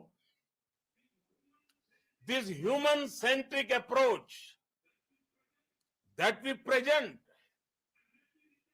and that we represent has been welcomed universally. Our moon mission is also based on the same human-centric approach. Therefore, this success belongs to all of humanity, and it will help moon missions by other countries in the future. I am confident that all countries in the world, including those from the global south, are capable of achieving such feats. We can all aspire for the moon and beyond. मेरे परिवारजनों, चंद्रयान महाअभियान के ये उपलब्धि भारत की उड़ान को चंद्रमा की कक्षाओं से आगे जाएगी। हम हमारे सौर मंडल की सीमाओं का सामर्थ्य परखेंगे और मानव के लिए ब्रह्मांड की अनेक संभावनाओं को साकार करने के लिए भी जरूर काम करेंगे।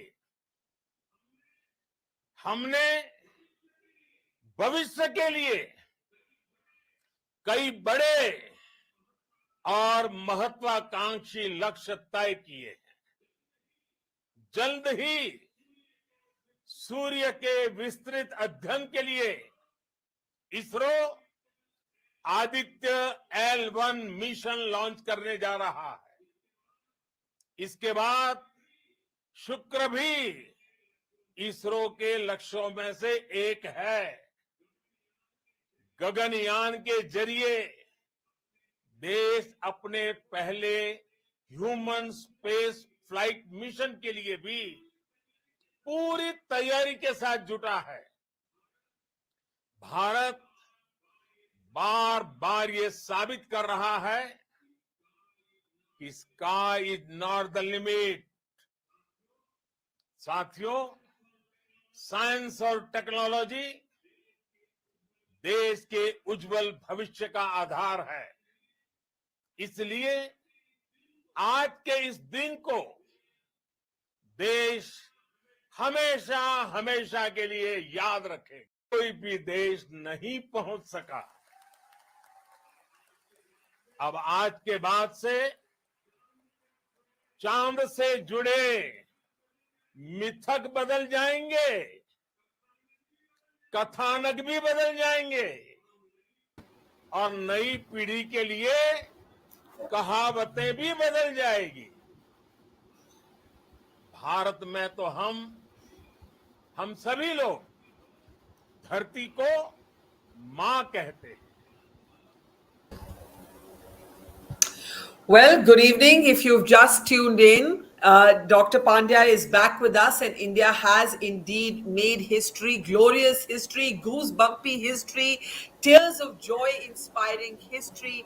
India is on the moon and over the moon, and it's been such a spectacular and significant a moment in time. And before I get Shawna's first responses, I just want to play out that little last 30 seconds when ISRO headquarters erupted in applause. Listen in. जी हाँ, आप अपनी screen पे देख सकते हैं कि हम lander module People are applauding. Let us all wait to hear from the Secretary Department of Space and Chairman ISRO, Shri S. Somnath. Lander module पूरी तरह से सेफली और सॉफ्टली चंद्रमा के सतह पे लैंड हो चुका है। ये हम लोगों के लिए बहुत ही गर्व की बात है। हिंदी में एक कहावत है कि चंदा मामा दूर के, लेकिन अब हम ये कह सकते हैं कि चंदा मामा अपने घर के। बहुत ही उम्दा. The hard work of the entire ISRO community has come to fruition.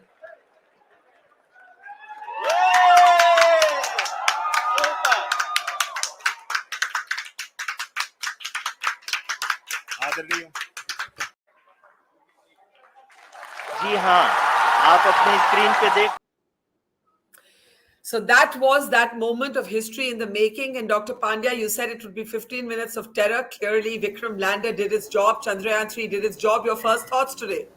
What a day. This is one for the history books. Wherever you are, whoever you are, however old you are, you will remember where you were when Chandrayaan-3, when Vikram, when Pragyan successfully made that landing on the moon, making India the first nation to reach the South Pole. This has incredible implications. It's a victory not just for the scientists, not just for Israel, not for India, but for the entire world. And it is just a proud moment for all of us.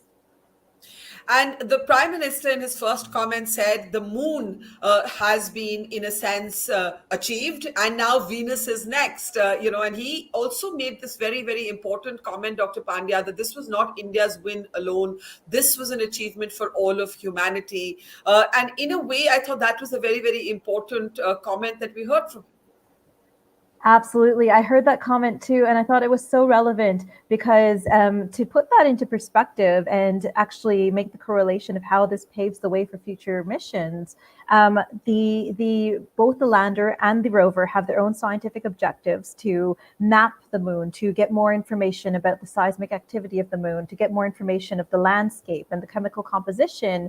And very practically, the international community is planning a series of crewed missions, sending the first person of color, the first woman, the next man on the moon. And the South Pole has long been touted as a site of interest. So whatever is discovered on this mission will pave the way for future exploration missions.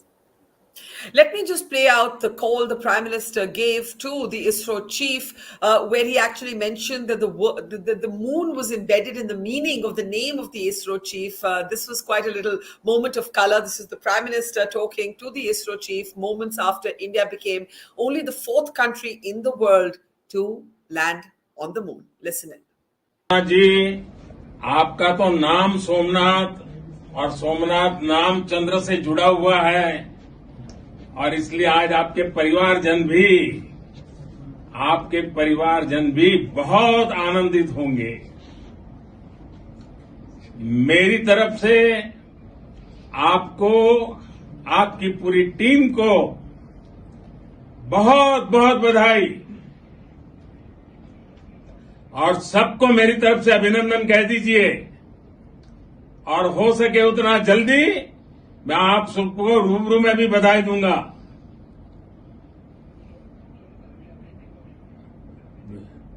बहुत बहुत शुभकामनाएं और बहुत बहुत बधाई। Okay, नमस्कार जी। आपका तो नाम सोमनाथ और Somnath. All right, the Prime Minister there talking to the ISRO chief, and the ISRO chief hasn't said much yet. He's clearly the man of the moment. He said only pithily in one line, India is on the moon. Listen it.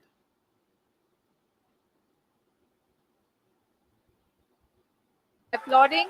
Let us all wait to hear from the Secretary Department of Space and Chairman ISRO, Shri S. Somnath. Lander module पूरी तरह से safely और softly चंद्रमा के सतह पे land हो चुका है। ये हम लोगों के लिए बहुत ही गर्व की बात है। हिंदी में एक कहावत है कि चंदा मामा दूर के, लेकिन अब हम ये कह सकते हैं कि चंदा मामा अपने घर के। बहुत ही उम्दा। The hard work of the entire ISRO community has come to fruition.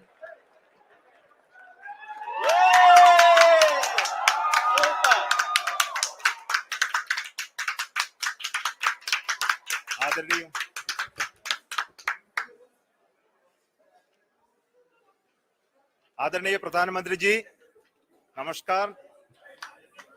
Sir, we have achieved soft landing on the moon. India is on the moon. Sir, I request our Honorable Prime Minister to address us and bless us. Thank you, sir.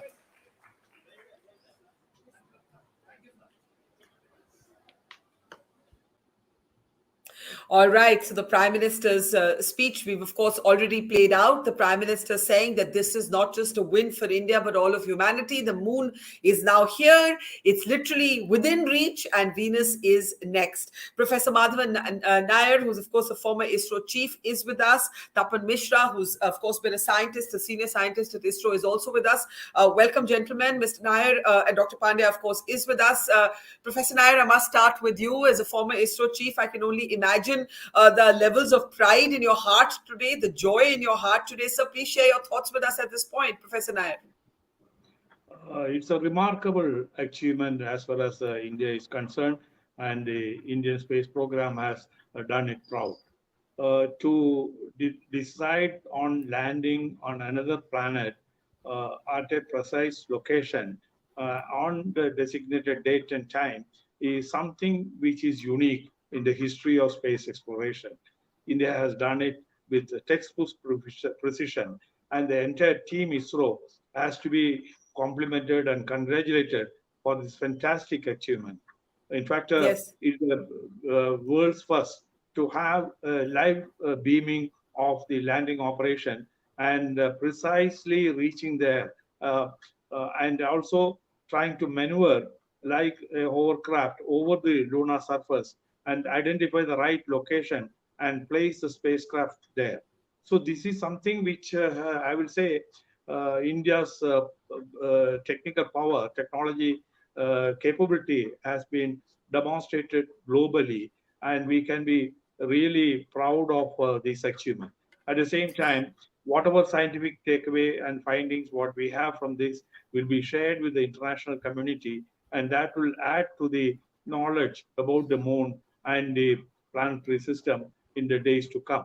And when we are thinking of setting up colonies on the lunar surface, either robotic colony or the human colonies, such information will become very, very useful. And that too, the southern polar region is very, very little understood. And this is a good beginning as far as the space community is concerned. Professor Nair, this has all been achieved at an extraordinarily low budget. It is been achieved at less than the budget of most Hollywood movies and less than the budget of some Bollywood movies as well. How has ISRO done this, sir? Well, certainly, we know ISRO's track record is to have careful planning of all these programs. In fact, the Chandrayaan one time itself, we had in mind the mission of landing on the moon, the Chandrayaan-2, and so on. So the continuity of this program and how the subsystem or component which is developed for a particular mission is used again and again. That's one advantage which we have. Secondly, we have the dedication and hard work of the ISRO community and in large is globally acknowledged. In fact, they don't get the fat salaries like what the multinationals in India or the space community abroad. Their salaries are much lower. But in spite of that, the passion with which the ISRO's team pursues these long-term goals is very, very important. In this, the goal setting and the vision of the leaders like Dr. Sarabhai, Dr. Kalam, Professor Dhawan, etc., has really played a very significant role in creating this ISRO culture of taking on the challenges boldly and showing the results at a least cost manner. You know, before I come to Tapan Mishra, Professor Nair, earlier in the day we were speaking to some of your colleagues, and one of them said, you know, we don't need much material motivation. When we need to motivate as ourselves, a masala dosa, an extra masala dosa at 5 p.m. is enough, and that really captured the simplicity, but also the passion, as it were, of the ISRO culture. As you mentioned, you know, these are.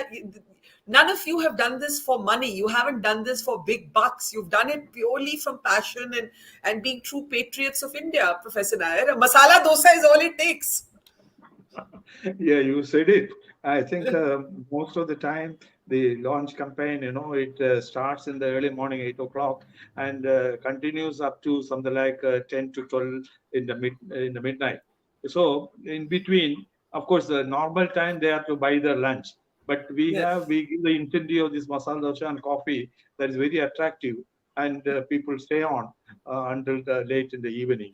And more than that, it is a technical challenge and a passion which the people have got towards the space technology. That's what is driving the entire organization. It is not money.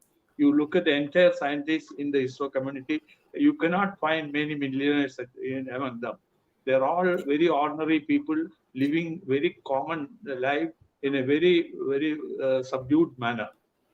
Yes, I think this simplicity, the work ethos, the passion, also the fact that very low profile, very low key, Tapan Mishra, but today is ISRO's day in the sun. It sounds wrong to say day in the sun. I should say day in the moon. Your thoughts, sir? Papa, good evening, Barkha Dutt ji. And also my pranam to Madhavan Nair, sir. In fact, today what you see this success today is a culmination of his dream in the Chandrayaan-1 program. And we all are product of his dream. So it is my opportunity to pay my obeisance to him, a great man who built ISRO an entirely different way. And today's success is unbelievable, but it was expected, knowing ISRO how it functions. And I must say that if you falter and fall, some of us will notice. But if you fall and get up and stand up, the whole world notices you. That is exactly ISRO has done today. Whole world is noticing, and whatever, ISRO's the greatest quality of ISRO and the ISRO's management is never to be shy of failing. And in fact, they convert the failing to a great learning opportunity. And you see, and they learned it so well. Today it was a perfect, and in Madhavan Nair sir's language, a textbook landing. It is there cannot be a better landing than this, what is today done. It is something unbelievable, and I feel ecstatic. And I have a small pride, that all these hazard cameras, the detection algorithm, the carbon altimeter, which played a pivotal role, I made a small contribution in my time to build those things, make it possible today. And ISRO does the work in an excellent teamwork. What makes ISRO different is that there are a lot of knowledge is generated, but ISRO has uh, adapted themselves to putting intermediate managers who collate those knowledge and Yes. convert to a newer product. That is why you see that one organization who started with a sounding rocket, they ventured into bigger and bigger rockets to PSLV, GSLV, they ventured into satellite, they ventured into payloads, they ventured into cameras, radar imaging, and many. And every time they make something new and make India proud. And that It's is actually, something yes. what you have to learn from ISRO. Absolutely, it's extraordinary, and for your contributions and Professor Nair's contributions, the nation thanks both of you. Before I go back to Dr. Shawna Pandya, who's an astronaut candidate and an aeronautical scientist, Professor Madhavan Nair, this was your dream, as Tapan Mishra sir says. But earlier we were also talking about how ISRO has learned to innovate. We've all seen those cult photographs, a rocket cone on a cycle, ISRO having to use a bullock cart and use 150 rupees spend instead of 2 crores. How did this culture come into ISRO to basically create, sometimes out of nothing, very little, very limited, very modest resources? Well, I will attribute to the Dr. Sarabhai, who was the founding father of the space program in the country.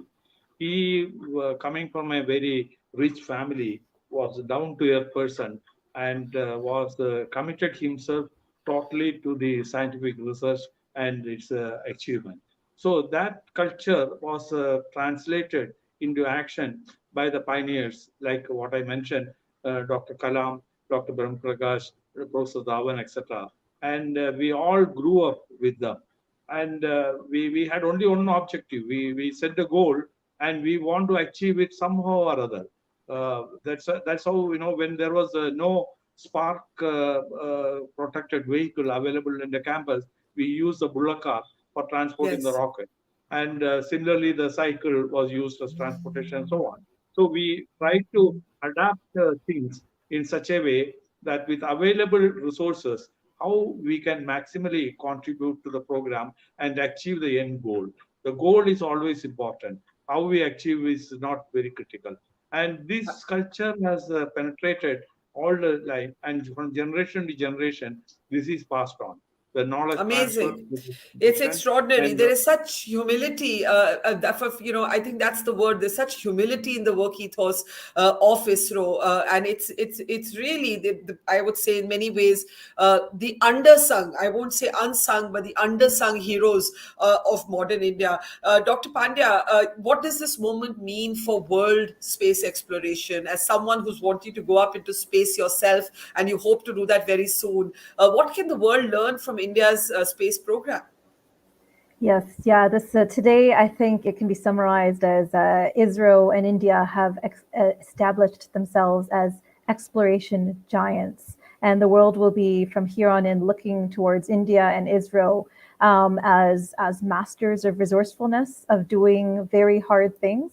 And ISRO, no one would fault ISRO from here on in changing their motto to "We get it done." They set their sights on a goal. They make a plan and they accomplish it. And so, India has made a name for itself in space exploration. This is one for the history books. And beyond the individual scientific returns, today is a day of inspiration, a day of pride, and a day of a new beginning. Absolutely. Professor Mishra, if you can tell us what is so significant? Dr. Pandya was telling us a little bit about it earlier, but what is so significant about the South Pole? Yes.